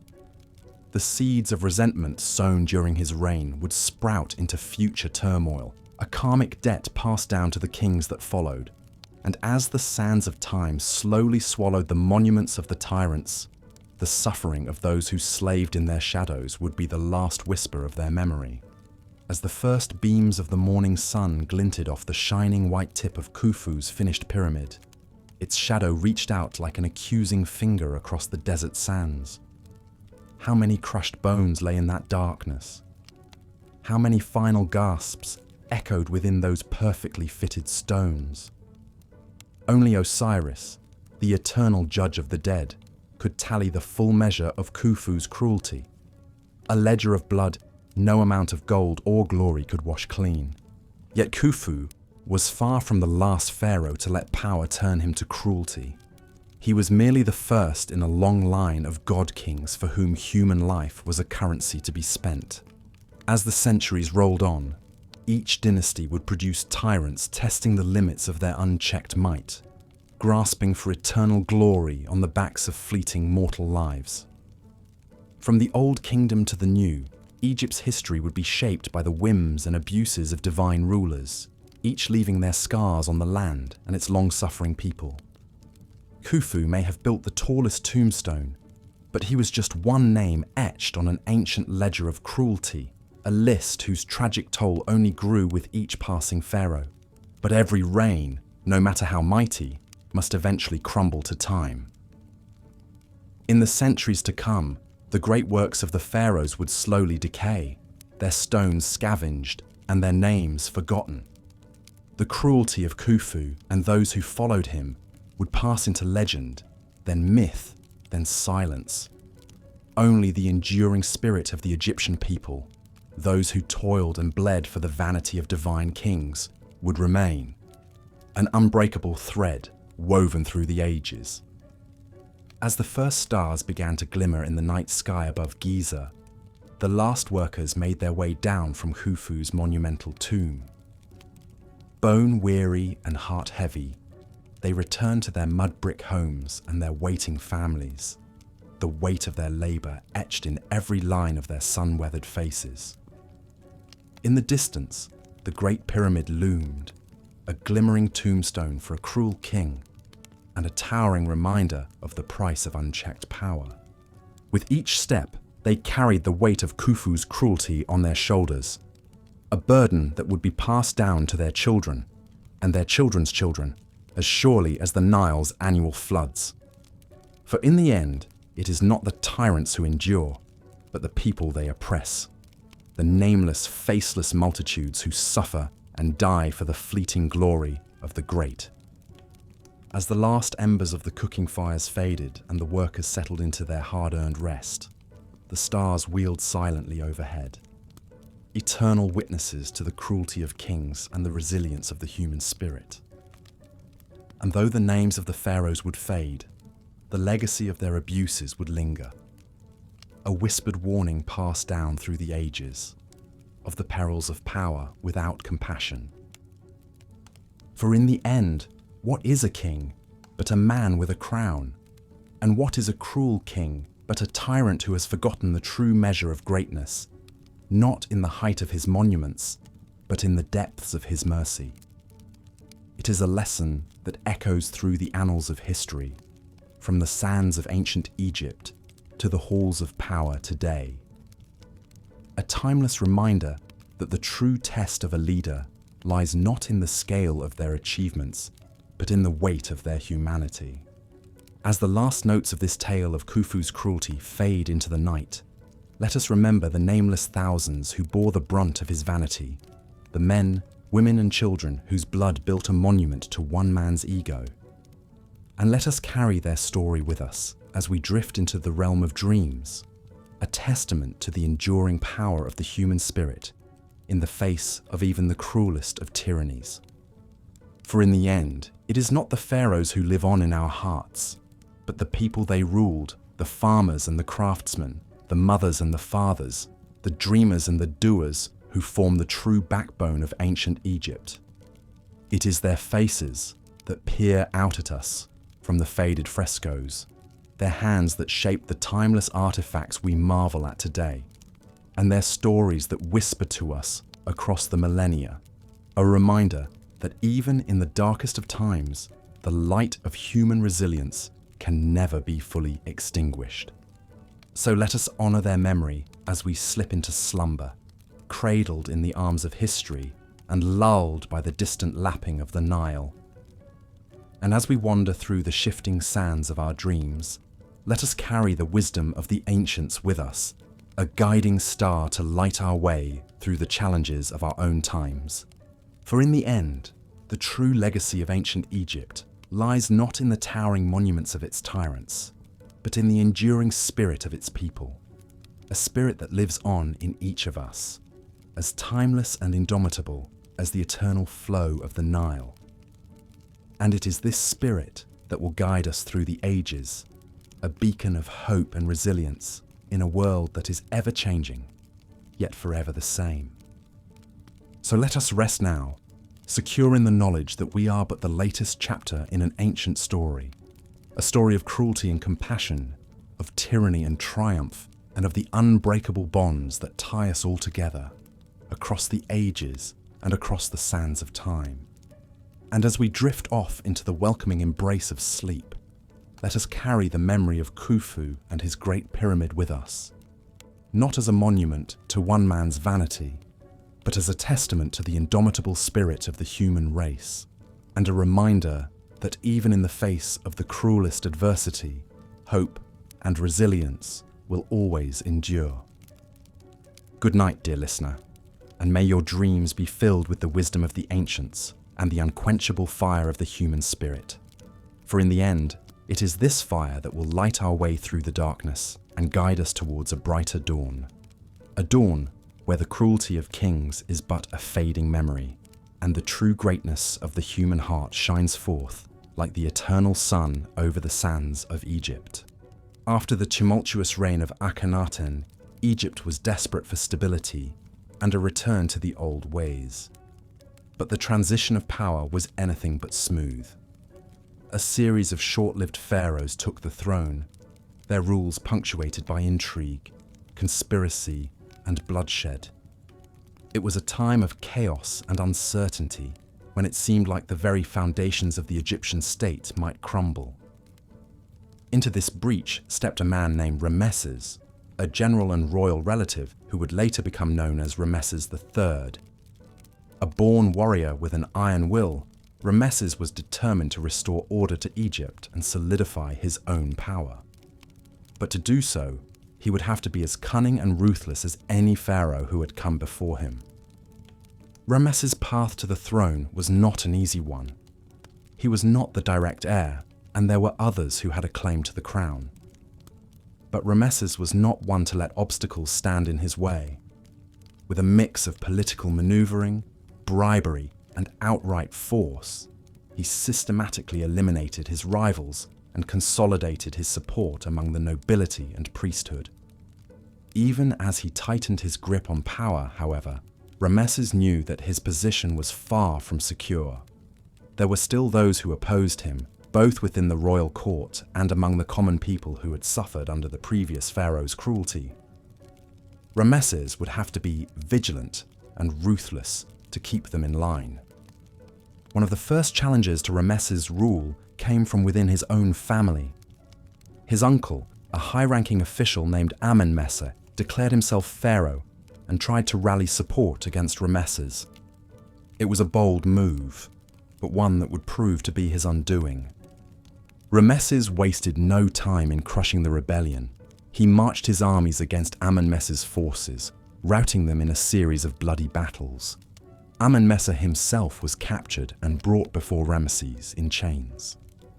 The pharaoh's vengeance was swift and merciless. In a public spectacle that was designed to send a message to all who would challenge his rule, Ramesses had Amenmesse and his top supporters executed in the most horrific ways imaginable. Some were impaled on stakes, their bodies left to writhe in agony for hours before death finally claimed them. Others were flayed alive, their skin peeled away strip by strip, until they were nothing but raw, bleeding flesh. But perhaps the most terrible fate was reserved for Amenmesse himself. Ramesses had him tied to a stake in the center of the city square, his limbs splayed out like a grotesque starfish. Then, slowly and methodically, the pharaoh's torturers went to work on him with knives, spears, and red-hot irons. For hours, Amenmesse's screams echoed through the streets of Thebes as the people watched in horrified silence.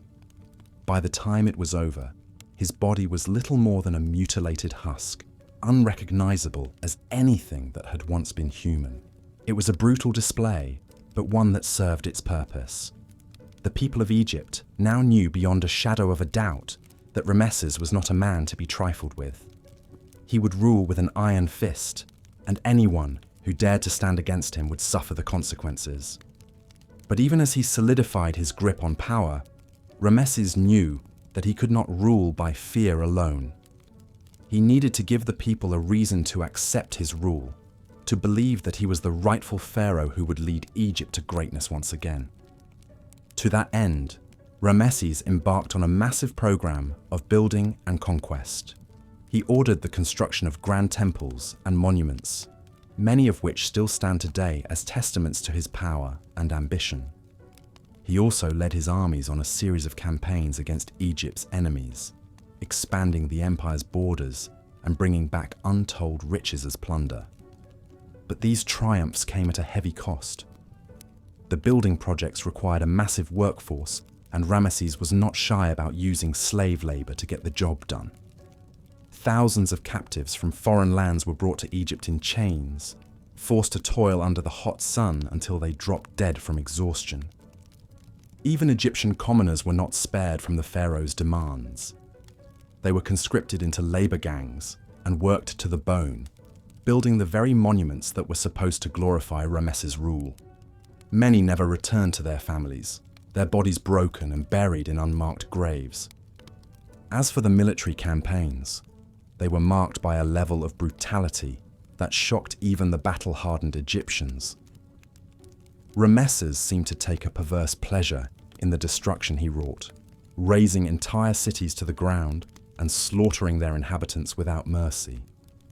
In one particularly gruesome episode, Ramesses ordered his soldiers to cut off the hands of their Nubian captives, so that they could never again raise a weapon against Egypt. The streets ran red with blood as the screaming victims were left to bleed out in the dust. It was acts like these that earned Ramesses his reputation as one of the cruelest pharaohs to ever rule Egypt. But for all his brutality, there was no denying the results he achieved. Under his rule, Egypt once again became a power to be reckoned with, feared and respected by its neighbors. Ramesses himself reveled in his newfound status. He declared himself a living god, the embodiment of Ra on earth. His statues and monuments were everywhere, a constant reminder of his power and majesty. But even as he basked in his own glory, Ramesses could not escape the toll that his cruelty had taken on his soul. In quiet moments, it was said that he was haunted by the ghosts of those he had wronged, their accusing eyes boring into him from the shadows. Perhaps it was this gnawing guilt that drove Ramesses to even greater heights of brutality in his later years.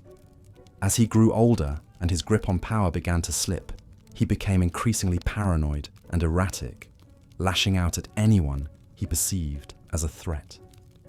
In the end, even Ramesses could not escape the fate that awaits all tyrants.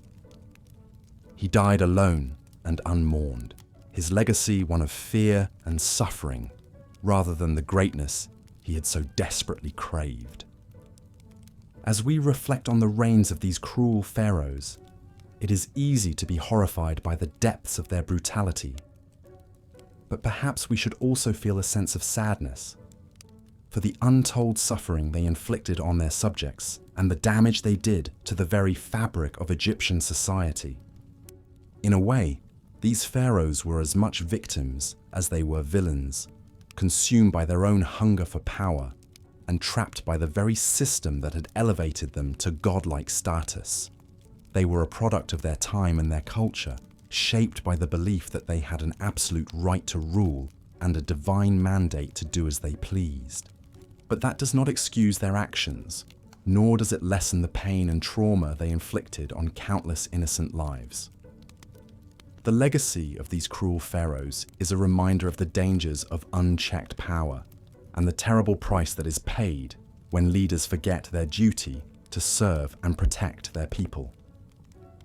As we drift off to sleep, let us take a moment to remember those who suffered under the yoke of these tyrants and to be grateful for the freedoms and protections we enjoy today. May we never forget the lessons of history, and may we always strive to build a world where cruelty and oppression have no place. Khufu's tale fades into history as we turn to one of the longest reigning pharaohs of them all, Pepi II. Born into the 6th dynasty around 2278 BC, Pepi's rule stretched on for an astonishing 94 years, outlasting nearly everyone who was alive when he first took the throne as a mere child of 6. Imagine the extravagance and isolation of growing up as a boy king, cloaked in power from your earliest memories. Coddled and indulged in every possible luxury within the palace walls, young Pepi's every whim was catered to by a parade of servants, courtiers, and regents. The usual tempering forces of adulthood, responsibilities, setbacks, being told no, held little sway over this pampered princeling as he grew from a spoiled child into an entitled youth. Is it any wonder that he blossomed into a man who believed he could do anything, to anyone, without consequence? As Pepi entered adolescence, the first stirrings of his lifelong cruelty began to emerge. Court legends speak of a teenager quick to anger and eager to flaunt his absolute authority in the pettiest of ways. One tale recounts how he had a servant's hand chopped off for the crime of taking away his gaming board before the pharaoh was finished playing. Another describes his disturbing fascination with watching executions and tortures, a grotesque hobby that would persist throughout his long life. Even at this early age, Pepi was learning to relish the power of holding other people's fates in his hands. But the teenage king soon faced a rude political awakening. As he came of age and moved to take full control of the throne, Pepi discovered that the regents and advisors who had long controlled the kingdom were not so willing to relinquish their influence. Used to having his way, the headstrong young pharaoh decided to simply eliminate anyone who questioned his absolute authority. What followed was a bloody purge of the old guard, as Pepi ruthlessly ordered the exile, ruin or execution of a shocking number of high-ranking officials, governors, and even relatives. The unlucky victims of this ruthless power consolidation met a range of grim fates. Some were dragged away in chains, sent to die in the unforgiving desert or the depths of distant mines. Others faced public executions, their bodies left to rot in front of the palace gates as a graphic warning. A few were walled up alive in the very tombs and temples they had helped build, an ironic and horrifying end. Through it all, Pepi watched the carnage with cold satisfaction, reveling in the visceral proof of his supremacy. By the end of this brutal political culling, the young pharaoh had seized the reins of power with a fierce grip that would never slacken. His inner circle was packed with cronies and yes-men, sycophants who would not dare oppose his increasing cruelties and excesses. Egypt was now his personal plaything, and no one was safe from his mercurial whims. As the years and decades of Pepi II's record-breaking reign marched on, the aging pharaoh's depravity and decadence only grew. Bloated with power and wealth, he retreated ever deeper into a bubble of luxury, losing any grip on restraint or reality. Drunken feasts and orgies were his standard entertainments, the court awash in free-flowing wine and girls. But even the most debauched festivities could not satisfy his ever more jaded tastes. To keep himself amused, Pepi staged increasingly outlandish spectacles and cruel games. He developed a twisted fascination with dwarves and had them collected from across Egypt to live in special palace quarters and perform for his pleasure. Some were made to wrestle each other or wild animals for the court's entertainment. The losers were not expected to survive. Even worse were the sadistic executions Pepi dreamed up for rebels, criminals, or simply those who displeased him. In one notorious incident, a group of Kushite rebels were rounded up and covered in honey to be slowly eaten alive by vermin. Other enemies were fed to Pepi's pet lions, mauled for his amusement. No one in the kingdom could rest easy, knowing that even the slightest offense to the God King could end in unimaginable agony. As Pepi's reign crept on and on, even his mind began to unravel into paranoia and delusion. He became convinced that his many children were plotting against him and had several of his own sons imprisoned or killed. By the end, this once strapping young king had shriveled into a suspicious, sickly old man, plagued by dental abscesses and hunched from a lifetime spent in decadent stupor. The kingdom fared little better than its pharaoh in his final years. Pepi's endless cruelties and excesses had bled the land dry.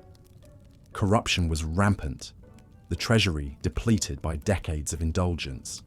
There was no energy or wealth left to maintain the temples, infrastructure, or armies that had kept Egypt running. His successors would inherit a kingdom on the verge of collapse. When Pepi II finally died around 2184 BC, it must have been a relief to the long-suffering Egyptian people. Here at last was an end to nearly a century of oppression under a tyrant who embodied the worst of absolute power. But there would be a heavy price to pay for Pepi's misrule. After a few short-lived successors, his sixth dynasty crumbled into the chaos and dissolution of the First Intermediate Period, a century-long dark age of strife, famine, and foreign invasions.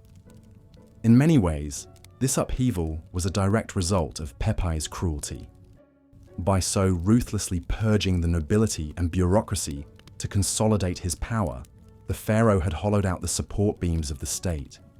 His decadent reign had sucked Egypt dry of resources and competence, leaving nothing in the treasury or granaries to counter hard times. The institutions and infrastructure that might have held the country together through disaster had long since crumbled under the weight of Pepi's excesses. And so the tale of this longest reigning pharaoh ends in a grim lesson about the brittleness of tyranny. Though the absolute power of a living god allowed Pepi II to elevate his cruelty and self-indulgence to legendary levels, it could not insulate his kingdom from the consequences. In the end, this record-setting reign is remembered mainly for its disastrous fallout, the ultimate proof that even the mightiest tyrant cannot escape the rot within.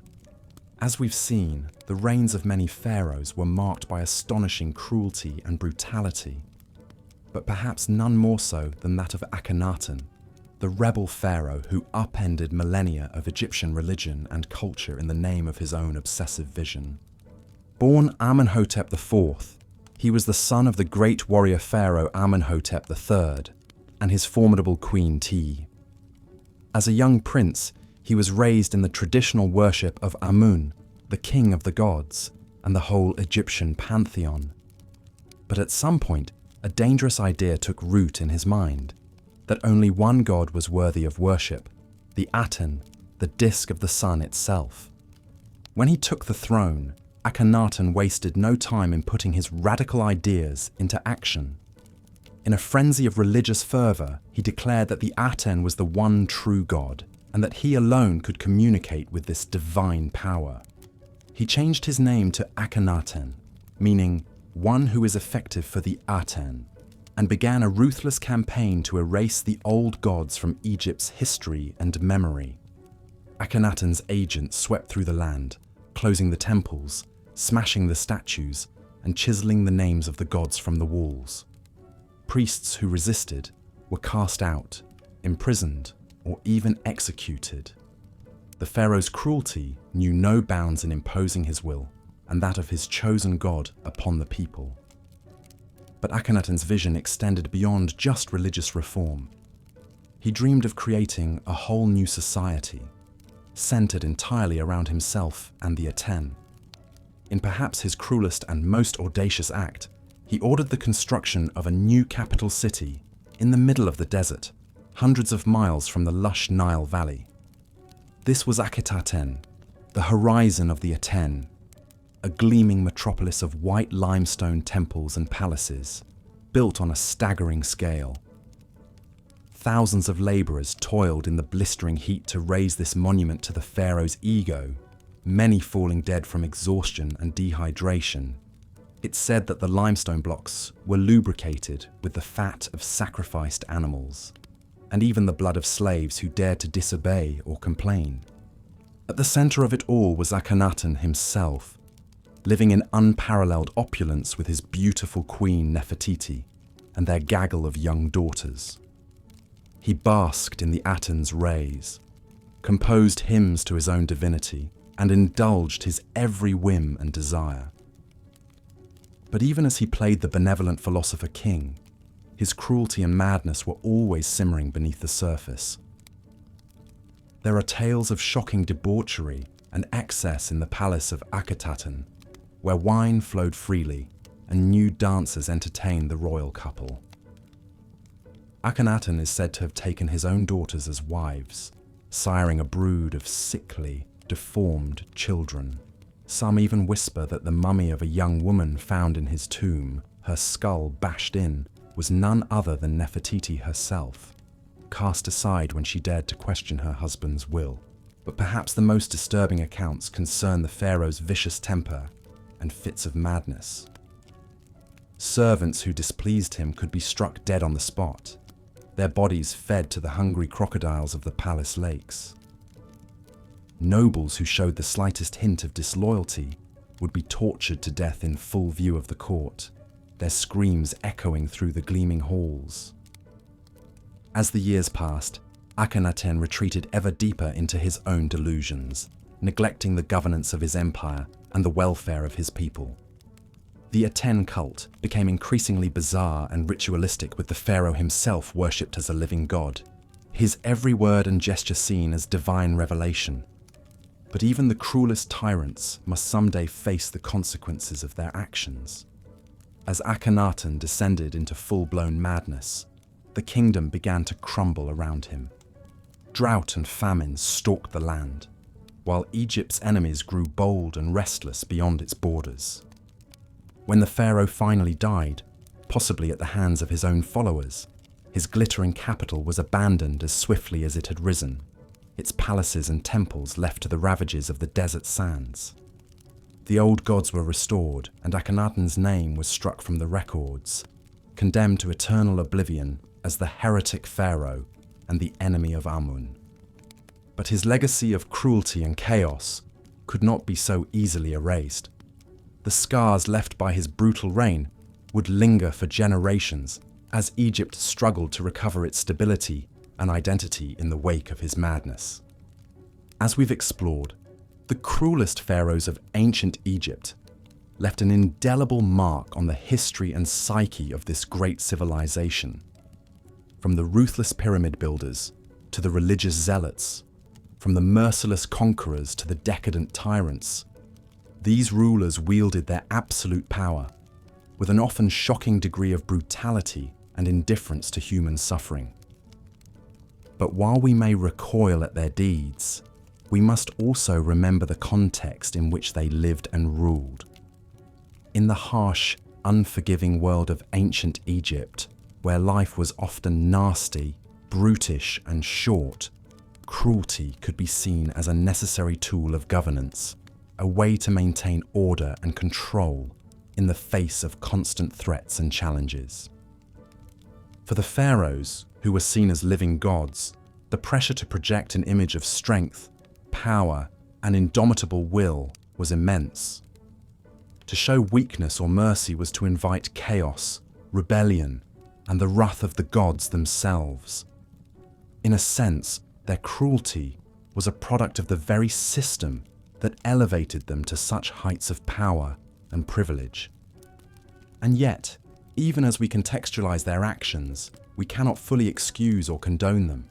The suffering inflicted by these cruel pharaohs was real and immense, scarring the lives of countless individuals and shaping the course of Egyptian history in profound and often tragic ways. As we reflect on their lives and legacies, perhaps the most important lesson we can take away is the danger of unchecked power and the corrosive effects of cruelty and tyranny. In the end, even the mightiest pharaohs were still mortal men, subject to the same flaws, fears, and failings as any other human being. Their stories serve as a sobering reminder of what can happen when power is wielded without restraint, when empathy and compassion are cast aside in the pursuit of glory and immortality. They are cautionary tales, warning us of the perils of hubris and the importance of justice, mercy, and the fundamental dignity of every human life. As we drift off to sleep, let us ponder these timeless lessons from the distant past and resolve to build a future where cruelty and tyranny have no place, where power is tempered by wisdom and compassion, and where the lives of all are valued and protected.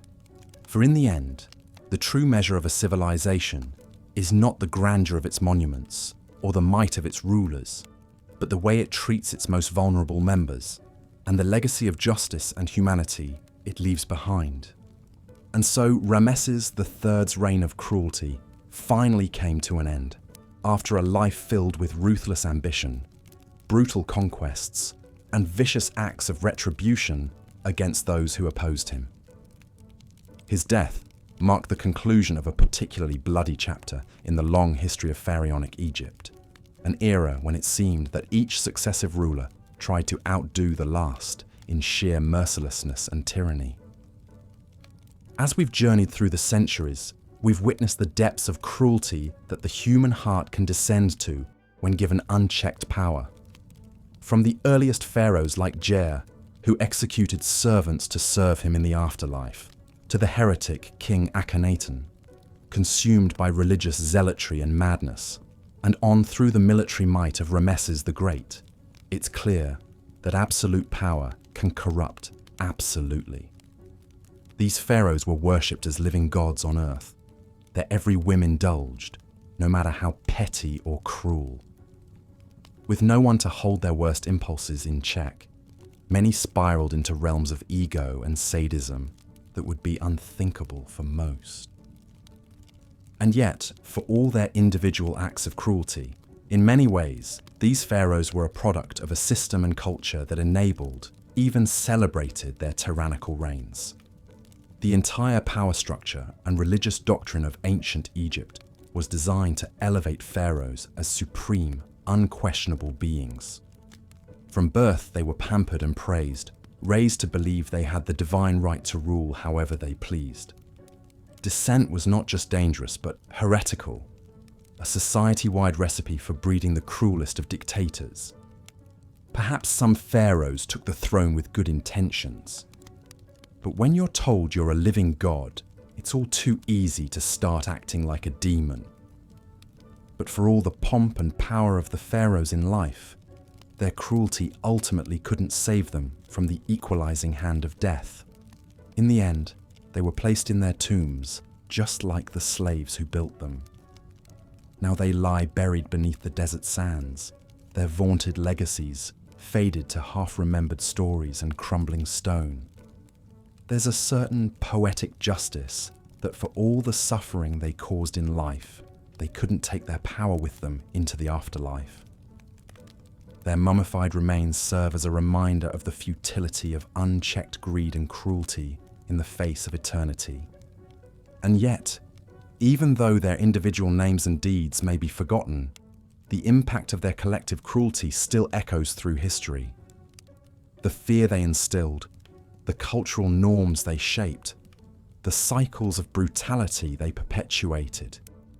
In many ways, these were the Pharaohs' most enduring legacy. Each one, in their thirst for power and domination, helped normalize tyranny for the next. In trying to raise themselves above all others, they dragged the moral foundations of leadership down into the dirt. While Egypt's golden age is a testament to what humanity can build, so too is it a warning of what horrors we're capable of enabling when we let power go unchecked.